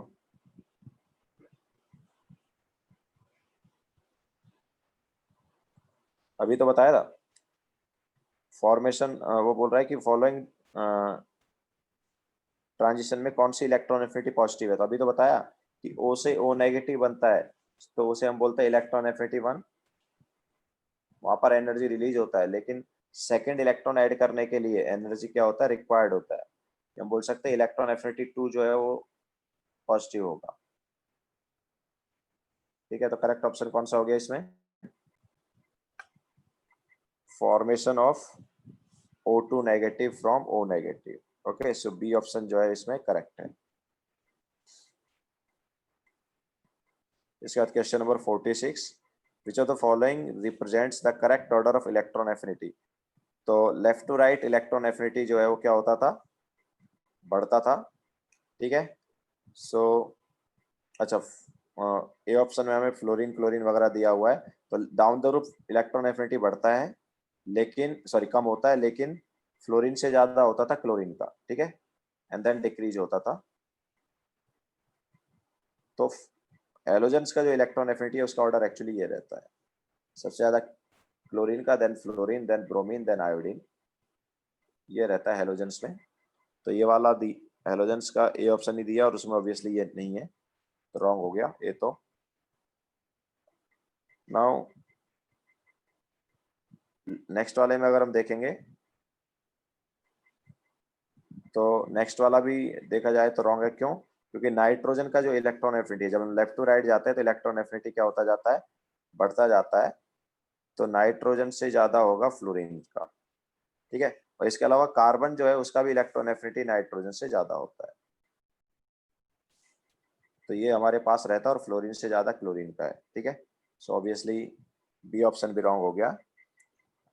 सी ऑप्शन जो है लेफ्ट टू राइट जा रहे हैं, तो नाइट्रोजन से ज्यादा क्लोरीन का, सॉरी कार्बन का लेफ्ट टू राइट में वैसे बढ़ता है, लेकिन यहाँ पर एक्सेप्शन आता था नाइट्रोजन और कार्बन में, याद हो तो। ठीक है, वैसे होना किसका ज्यादा चाहिए था? दोनों में,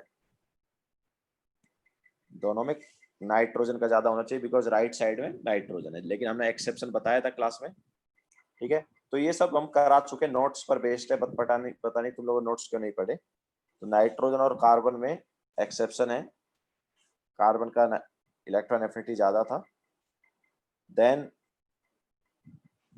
बाद में तो बढ़ता ही जाएगा। सो करेक्ट ऑर्डर हमारे पास ये होगा, तो ऑब्वियसली सी ऑप्शन जो है वो करेक्ट हो गया। ठीक है,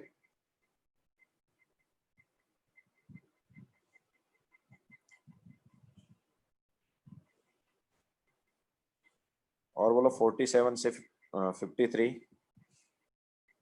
47 to 53 कोई डाउट है?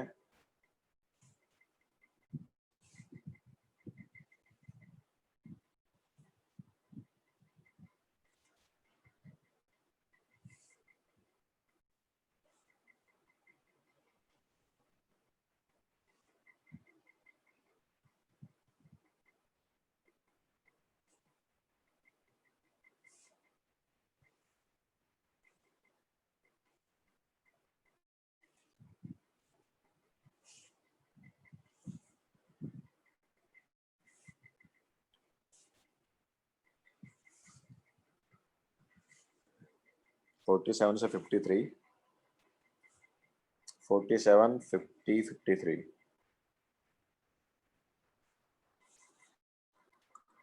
47, 50, 53 ठीक है। अब 47 is fluorine is better oxidizing agent than bromine. It is due to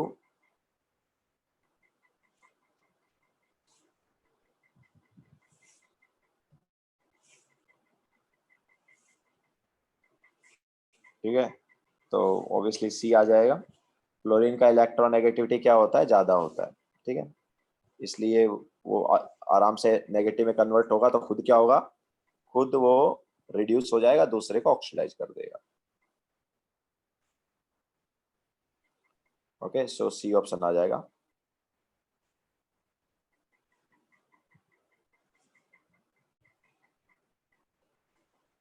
और 50 में क्या है, इलेक्ट्रोनेगेटिविटी ऑफ फ्लोरीन इज 11.2। याद है मैंने एक रिलेशन बताया था, मुलिकन स्केल इलेक्ट्रोनेगेटिविटी और पॉलिंग स्केल इलेक्ट्रोनेगेटिविटी में रिलेशन बताया था ना।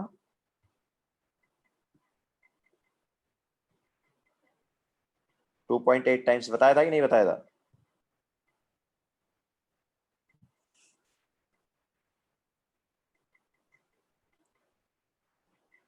ठीक है, सो मुलिकन स्केल वाला इलेक्ट्रोनेगेटिविटी जो है पॉलिंग वाले का क्या होता था, 2.8 टाइम्स होता था। Okay, Mulliken electronegativity is 2.8 times of Pauling electronegativity। ठीक है, ये ऑप्शन मतलब ये हमने फॉर्मूला बताया था, वो यूज किया है।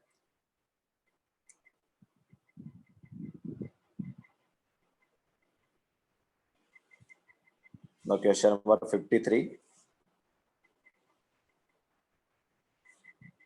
a bond with maximum covalent character between non-metallic elements is formed between।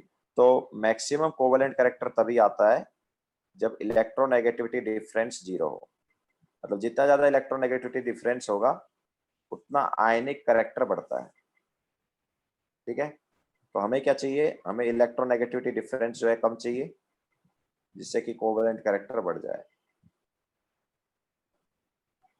ठीक है, तो इलेक्ट्रोनेगेटिविटी डिफरेंस क्या होना चाहिए, कम होना चाहिए। और या मैं बोल सकता हूँ कि सबसे ज्यादा तो कब होगा, जब इलेक्ट्रोनेगेटिविटी डिफरेंस जीरो है। तो इलेक्ट्रोनेगेटिविटी डिफरेंस जीरो कब आता है, जब सेम एलिमेंट के एटम होते हैं। ठीक है, तो आंसर कौन सा करेक्ट होगा, ये ऑप्शन करेक्ट होना चाहिए ना, identical items.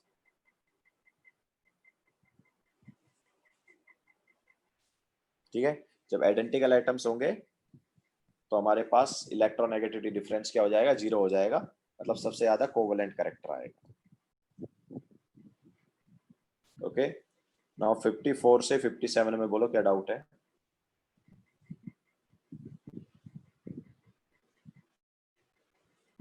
Why not be, वो केमिकली सिमिलर एटम्स है, मतलब वो अलग अलग एलिमेंट के एटम है।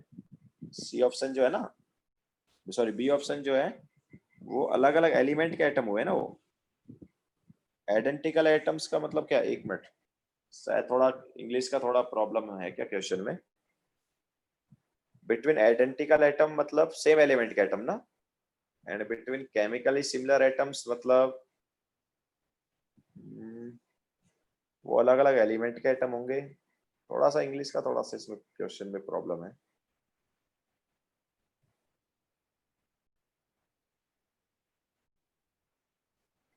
ठीक है। केमिकली सिमिलर एटम्स मतलब अलग अलग, मतलब केमिकली सिमिलर प्रॉपर्टीज दिखा रहे हैं बट वो अलग अलग एलिमेंट के हैं, समझाया।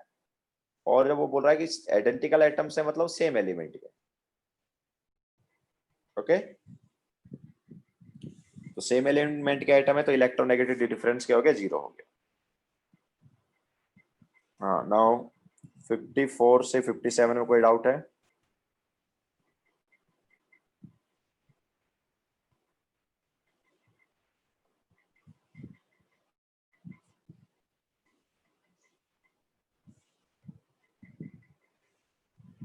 Fifty four to 57।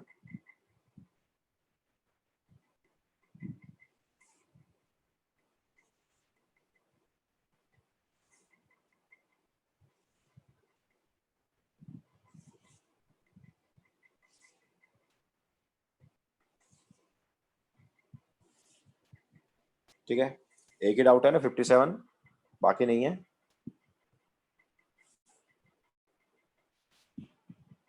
ओके, सो 57 में देखो क्या है।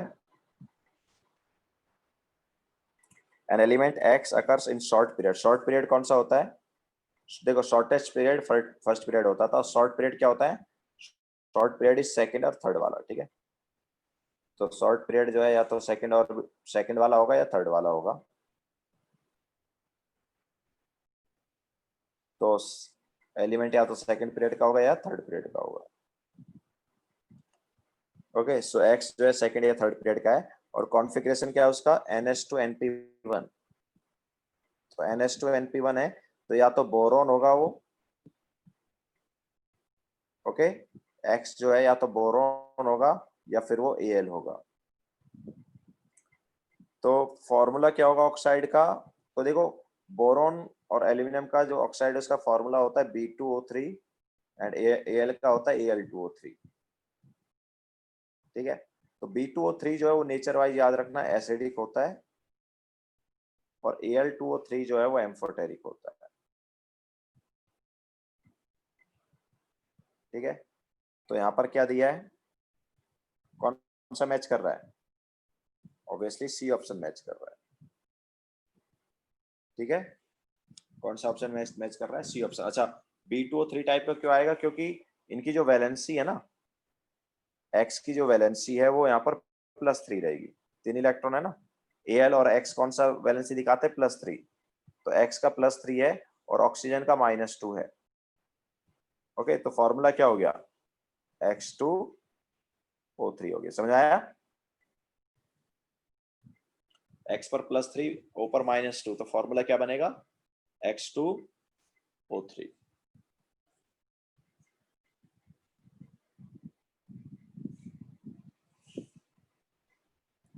Okay, so this is foundation builder objective. Now get equip to JEE Main किया है? Get equip to JEE Main किया ही नहीं किया सॉल्व पीरियोडिक का?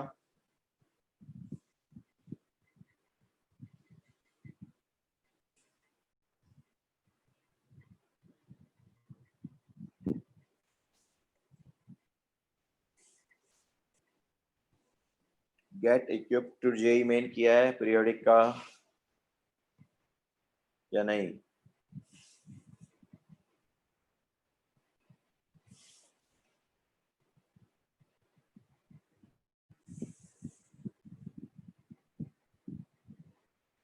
till 43 only. Get equipped to JEE main till 43 only. तो थोड़े ही बचे ना, और किसी ने किया है? सम्यक ने till 43 किया, बाकी और किसी ने किया get equipped to JEE main?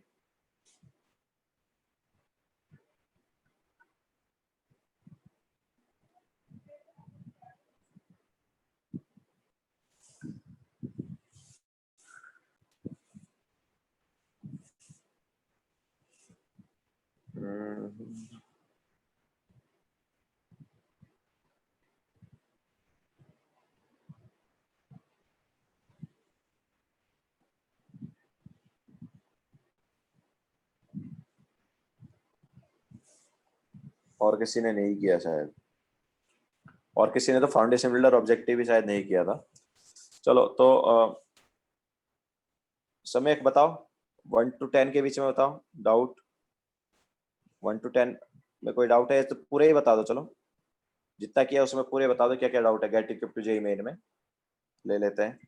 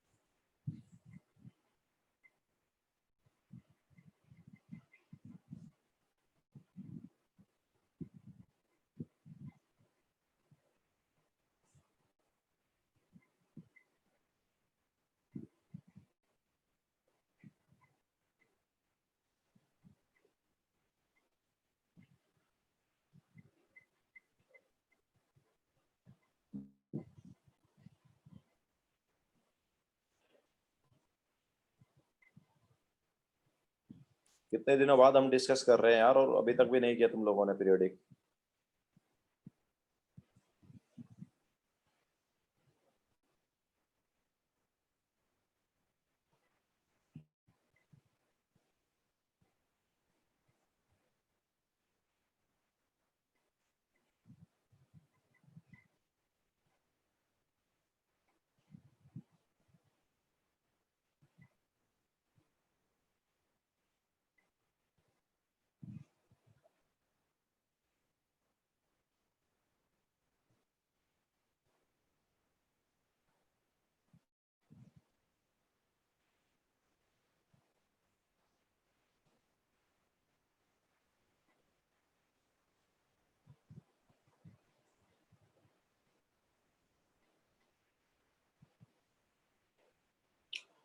Gate equipped to JEE Main, समय बोलो ना डाउट्स।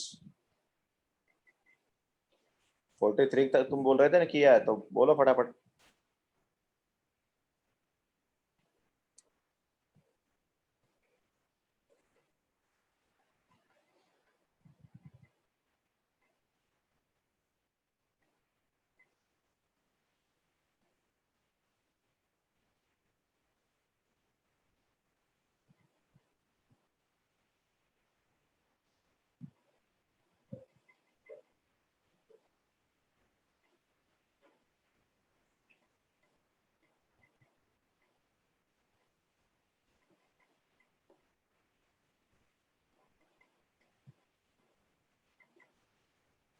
समय डाउट नहीं है क्या?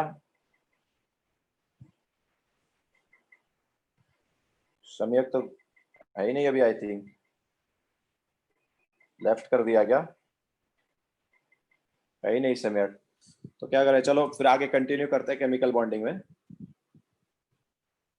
तो कल हमने यहाँ पर तुम्हें केमिकल बॉन्डिंग में क्या किया था, लास्ट वाला पार्ट क्या था केमिकल बॉन्डिंग जो हमने कराया था तुम्हें, N2 का करा दिया था ना शायद।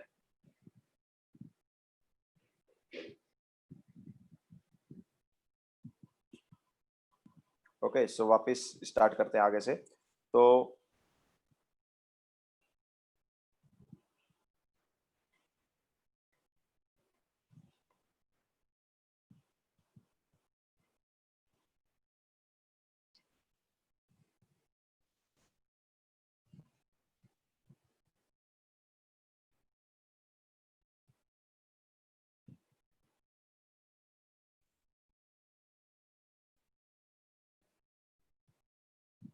ओके सो केमिकल बॉन्डिंग पे चलते हैं वापस।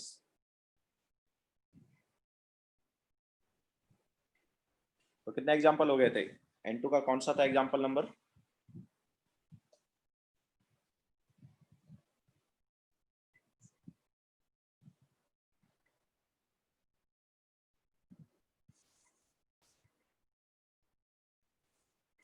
सेवन था N2 का।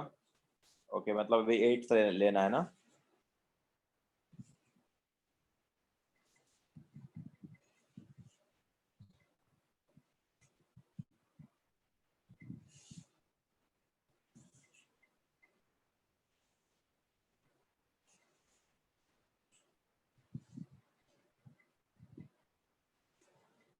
ठीक है, चलो आगे चलते हैं फिर। तो देखो क्या है,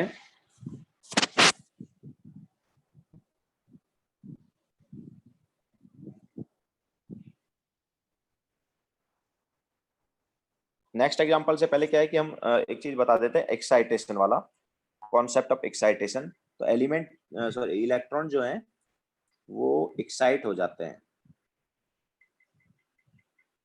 जिससे कि नंबर ऑफ अनपेड इलेक्ट्रॉन्स ज्यादा आ जाएं, और नंबर ऑफ अनपेड इलेक्ट्रॉन ज्यादा आ जाएं तो उसकी वजह से बॉन्ड फॉर्म हो जाएं। और ठीक है, so concept of excitation.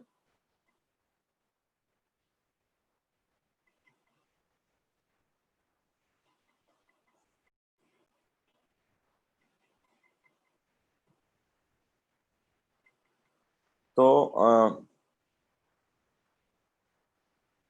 Electrons जो हैं एक सेल से दूसरे सेल में जंप कर सकते हैं, या मैं बोल सकता हूँ an electron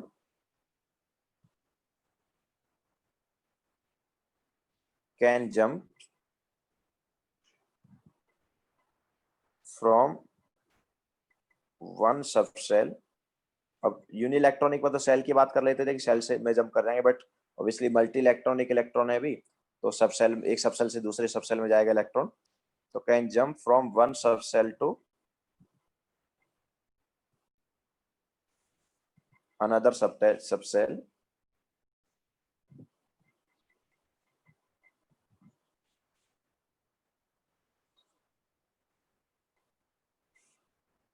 to create more number of unpaired electron.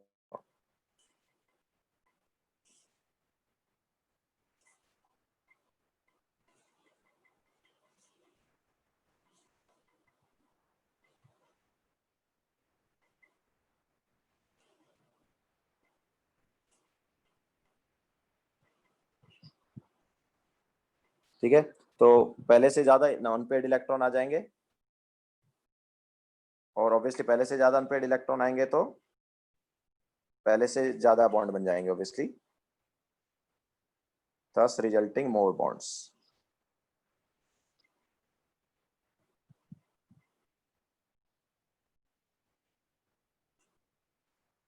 Okay, so ज्यादा अनपेड इलेक्ट्रॉन आएंगे तो ऑब्वियसली पहले से ज्यादा बॉन्ड जो है वो बन सकते हैं। ठीक है, तो कुछ कुछ एलिमेंट में हमारे पास ये एक्साइटेशन वाला कॉन्सेप्ट आएगा। चले आगे, लिख लिया सबने?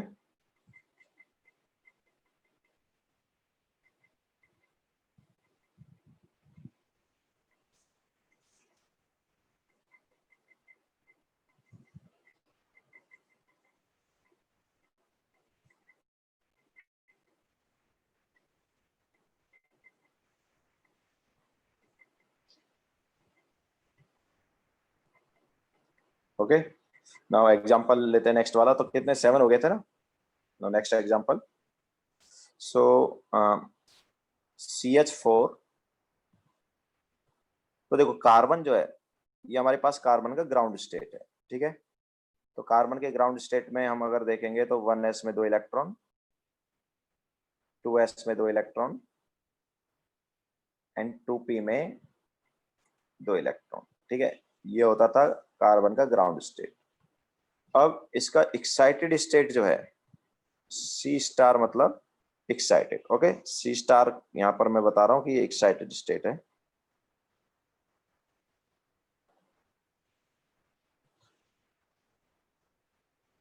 तो एक्साइटेड स्टेट में देखो ये जो इलेक्ट्रॉन है इसको हम इधर भेज देंगे। ठीक है, पेयर्ड इलेक्ट्रॉन है ना, उसको हम पेड कर देंगे, 2s का एक इलेक्ट्रॉन 2p में चला जाएगा।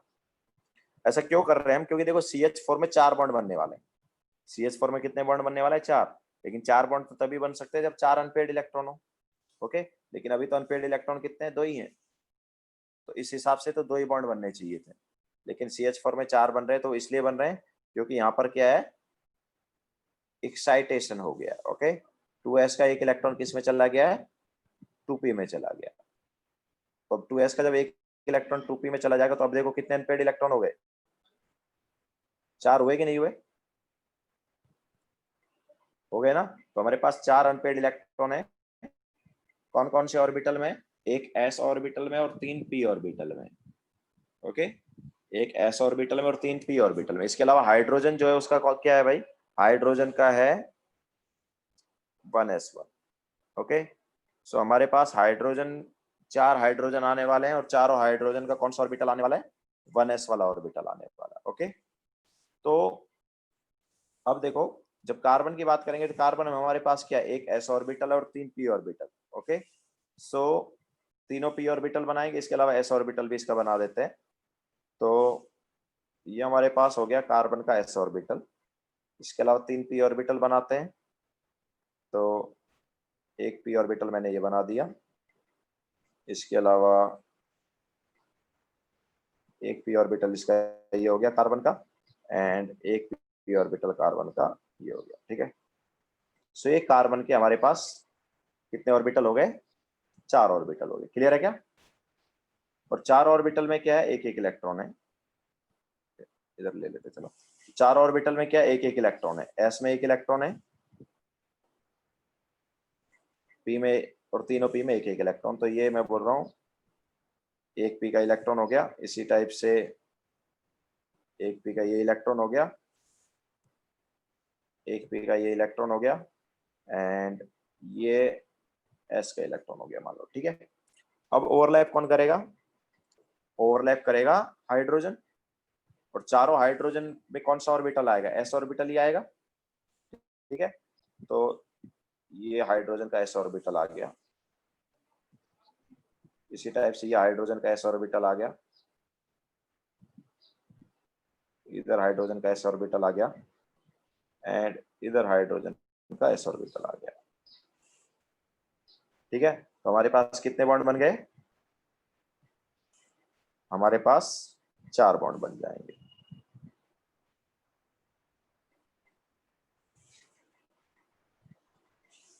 समझाया सबको? तो इस टाइप से ऑर्बिटल्स का क्या हो रहा है, ओवरलैपिंग हो रहा है, और उस ओवरलैपिंग की वजह से क्या बन रहे हैं, बॉन्ड बन रहे हैं। क्लियर है क्या?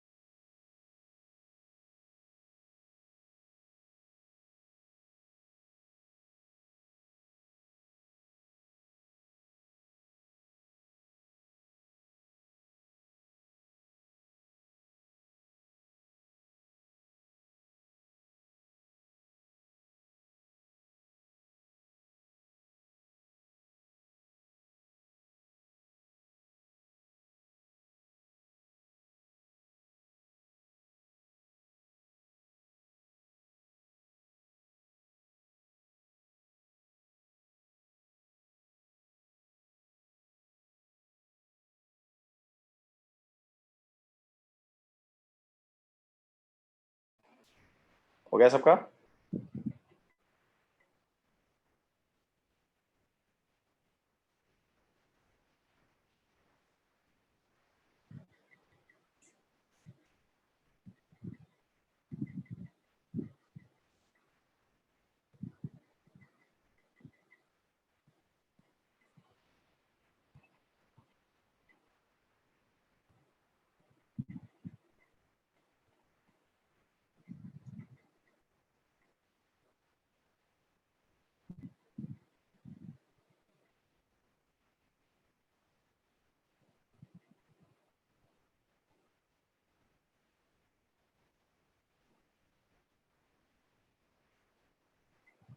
सी स्टार स्टेबल नहीं होगा, मतलब वैसे देखा जाए तो ठीक है, स्टेबल लगता है, बट क्या है कि वो बॉन्ड बना लेगा। ओके, सी से सी स्टार इसीलिए आया है क्योंकि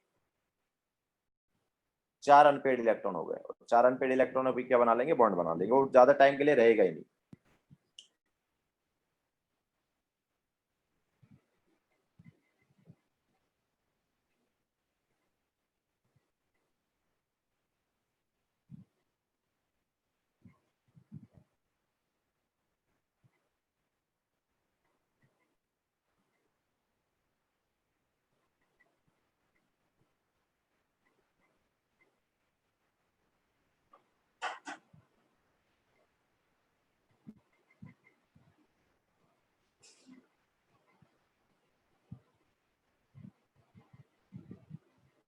चला गए।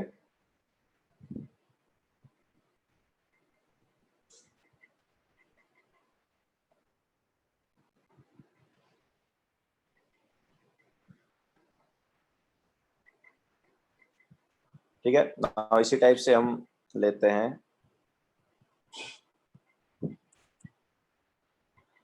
नेक्स्ट वाला। सो नेक्स्ट ले लेते हैं हम BeCl2। तो BeCl2 में 2 बॉन्ड बनने वाले हैं, लेकिन अगर हम बेरिलियम का कॉन्फ़िगरेशन देखें, बेरिलियम जो है उसका होता है 1s2 एंड 2s2, ये बेरिलियम का है। तो यहाँ पर तो एक भी अनपेड इलेक्ट्रॉन नहीं है यार, है कि नहीं? कोई अनपेड इलेक्ट्रॉन है क्या इसमें? 1s2 2s2 और 2p का खाली है। तो 2 बॉन्ड ये कैसे बना सकता है, कैसे बनाएगा 2 बॉन्ड? 2 बॉन्ड के लिए तो 2 ओवरलैप होने चाहिए, हमें बोल सकते हो 2 अनपेड इलेक्ट्रॉन होने चाहिए। तो क्या होगा बताओ, क्या होगा? जो s के इलेक्ट्रॉन है, 2s के इलेक्ट्रॉन किस में चले जाएंगे, 2p में चले जाएंगे। ओके, सो इसका भी एक्साइटेड स्टेट आएगा। तो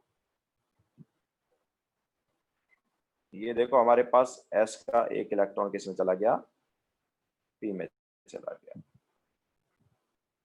और जब ऐसा हुआ है तो कितने अनपेड इलेक्ट्रॉन आ गए, 2 अनपेड हुए कि नहीं हुए? ठीक है, अब ये 2 अनपेड इलेक्ट्रॉन ऑब्वियसली ओवरलैप कर लेंगे। तो किससे करेंगे, Cl से। अब Cl में कौन सा है बैलेंस देख लेते हैं। तो Cl में जब हम कॉन्फ़िगरेशन लिखते हैं तो वहां पर this is 3s2, valence shell का ही लिख रहा हूं मैं, एंड दिस इज 3p5। तो Cl में क्या है, जो अनपेड इलेक्ट्रॉन है वो किसमें, p सब सेल में। ओके, तो C का p ऑर्बिटल आने वाला है, और B के क्या होगा, B का एक s ऑर्बिटल होगा और एक p ऑर्बिटल होगा। ओके, सो B में 2 ऑर्बिटल हैं, एक s है और एक p है। सो ये B का मैंने p वाला बना दिया जिसमें एक इलेक्ट्रॉन है। इसके अलावा B का हमारे पास एक s ऑर्बिटल भी है। ठीक है, ये हमारे पास है। तो दिस इज B।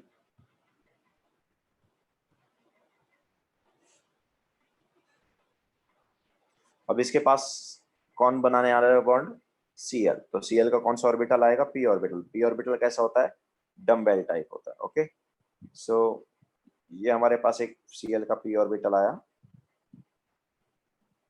एंड इसी टाइप से ये एक ऑर्बिटल आया। ओके, तो 2 ऑर्बिटल आगे Cl के।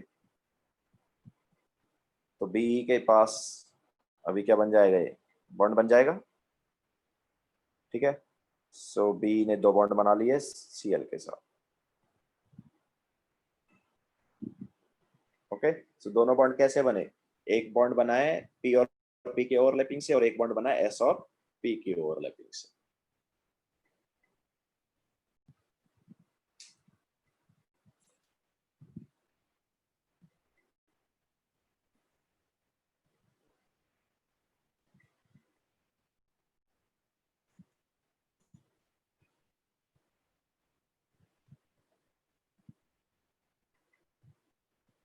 हर्ष, कल की एग्जाम तो कैंसिल हो गई ना शायद, मैसेज आया है ना ग्रुप पर, टॉपिक वाइज टेस्ट कल का कैंसिल हो गया है।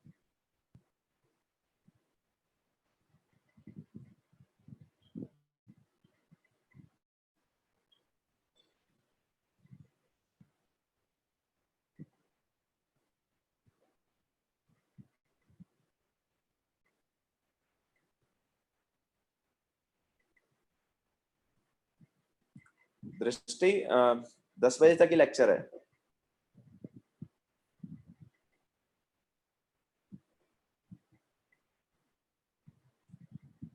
आज लेक्चर 10 बजे तक ही है ना टाइम टेबल में।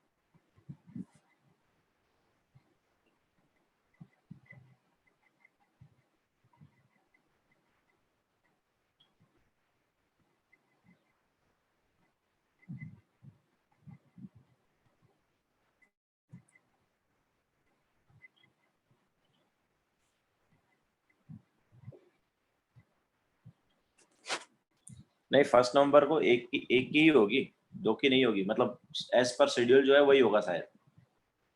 मतलब इस वीक जो टेस्ट होने वाला था वो नहीं होगा फिर से, मोस्टली ऐसा होगा।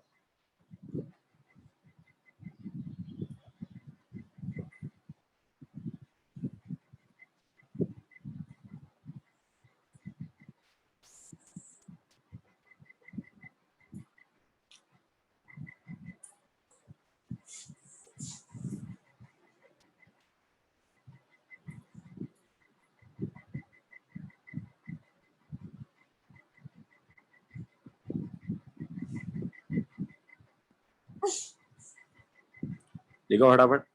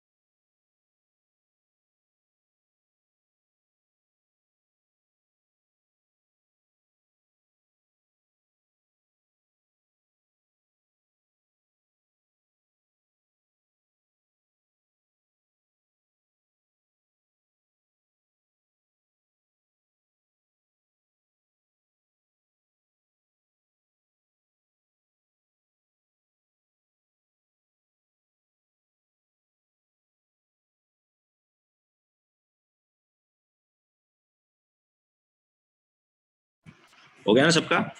चले आगे।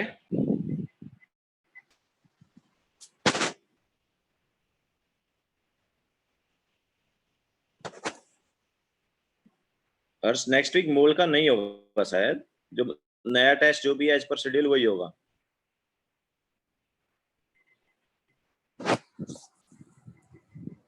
ठीक है, चले आगे। हो गया सबका ना?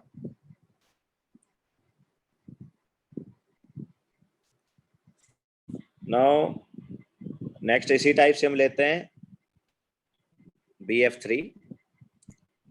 सो BF3 में बोरोन जो है उसका क्या होता है, 1s2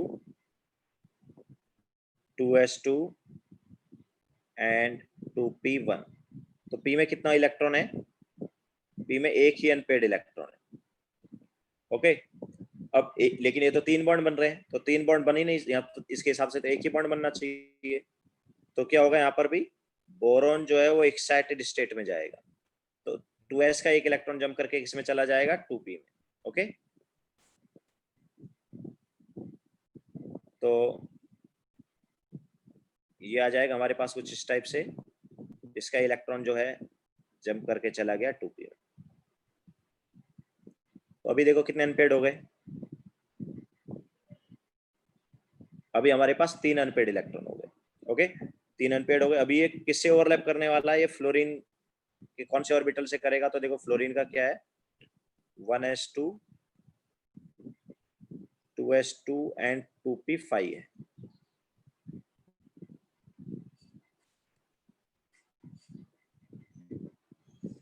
तो फ्लोरीन का कौन सा ऑर्बिटल है, फ्लोरीन का p ऑर्बिटल है।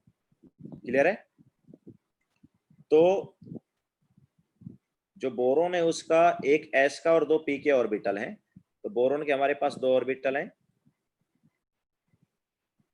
एक s है और 2 p हैं, ये 2 p हो गए। इसके अलावा ये मैं बोल रहा हूँ कि s ऑर्बिटल हो गया। तो s ऑर्बिटल में एक इलेक्ट्रॉन है और 2 इलेक्ट्रॉन जो है p ऑर्बिटल में है। ठीक है, अब इससे ओवरलैप कौन करने वाला है,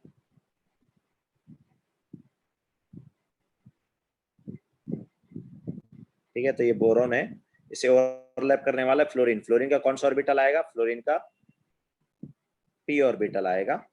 सो ये फ्लोरीन का p ऑर्बिटल आ गया एक, इसी टाइप से एक p ऑर्बिटल ये आ गया, इसी टाइप से एक p ऑर्बिटल ये आ गया फ्लोरीन का।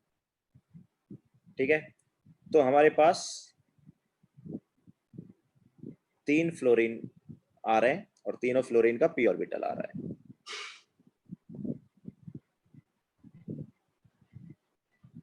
ओके, तो इस टाइप से देखो 3 बॉन्ड बन रहे हैं। तो ये 3 बॉन्ड कैसे बने, एक बॉन्ड बना s और p के ओवरलैपिंग से और 2 बॉन्ड बने p और p के ओवरलैपिंग से।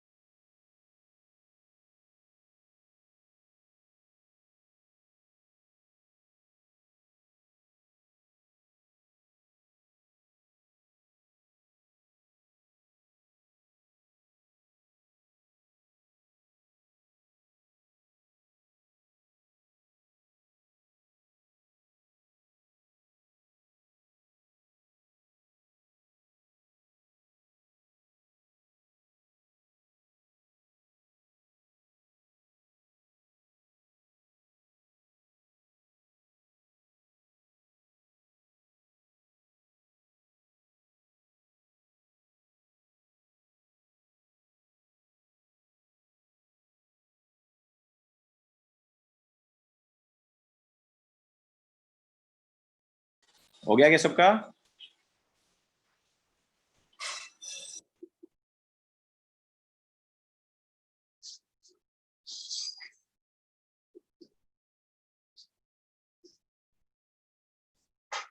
क्लियर है सबको, ये कुछ डाउट तो नहीं है किसी को।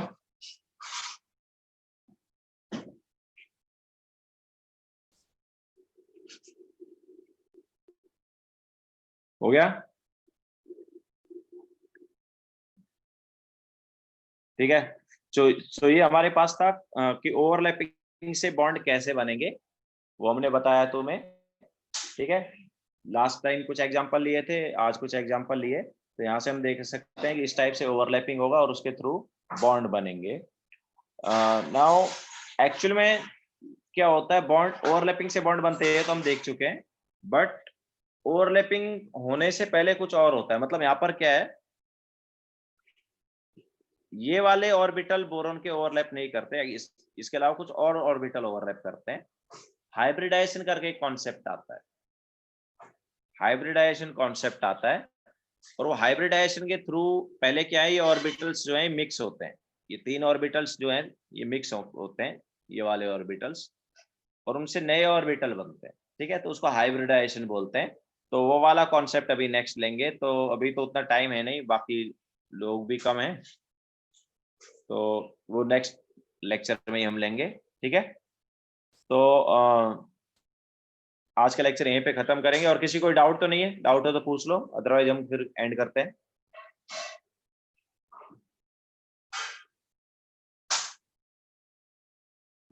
ठीक है, आज कोई होमवर्क नहीं है, आज का कोई होमवर्क नहीं है, बस जो कराया वो एक बार देख लेना, 3-4 एग्जाम्पल जो हमने कराया एक बार पढ़ लेना। ठीक है, कल जो होमवर्क दिया था वो हो गया सबका, वही होमवर्क है, आज का कोई होमवर्क नहीं है। ओके, तो लेक्चर एंड करते हैं।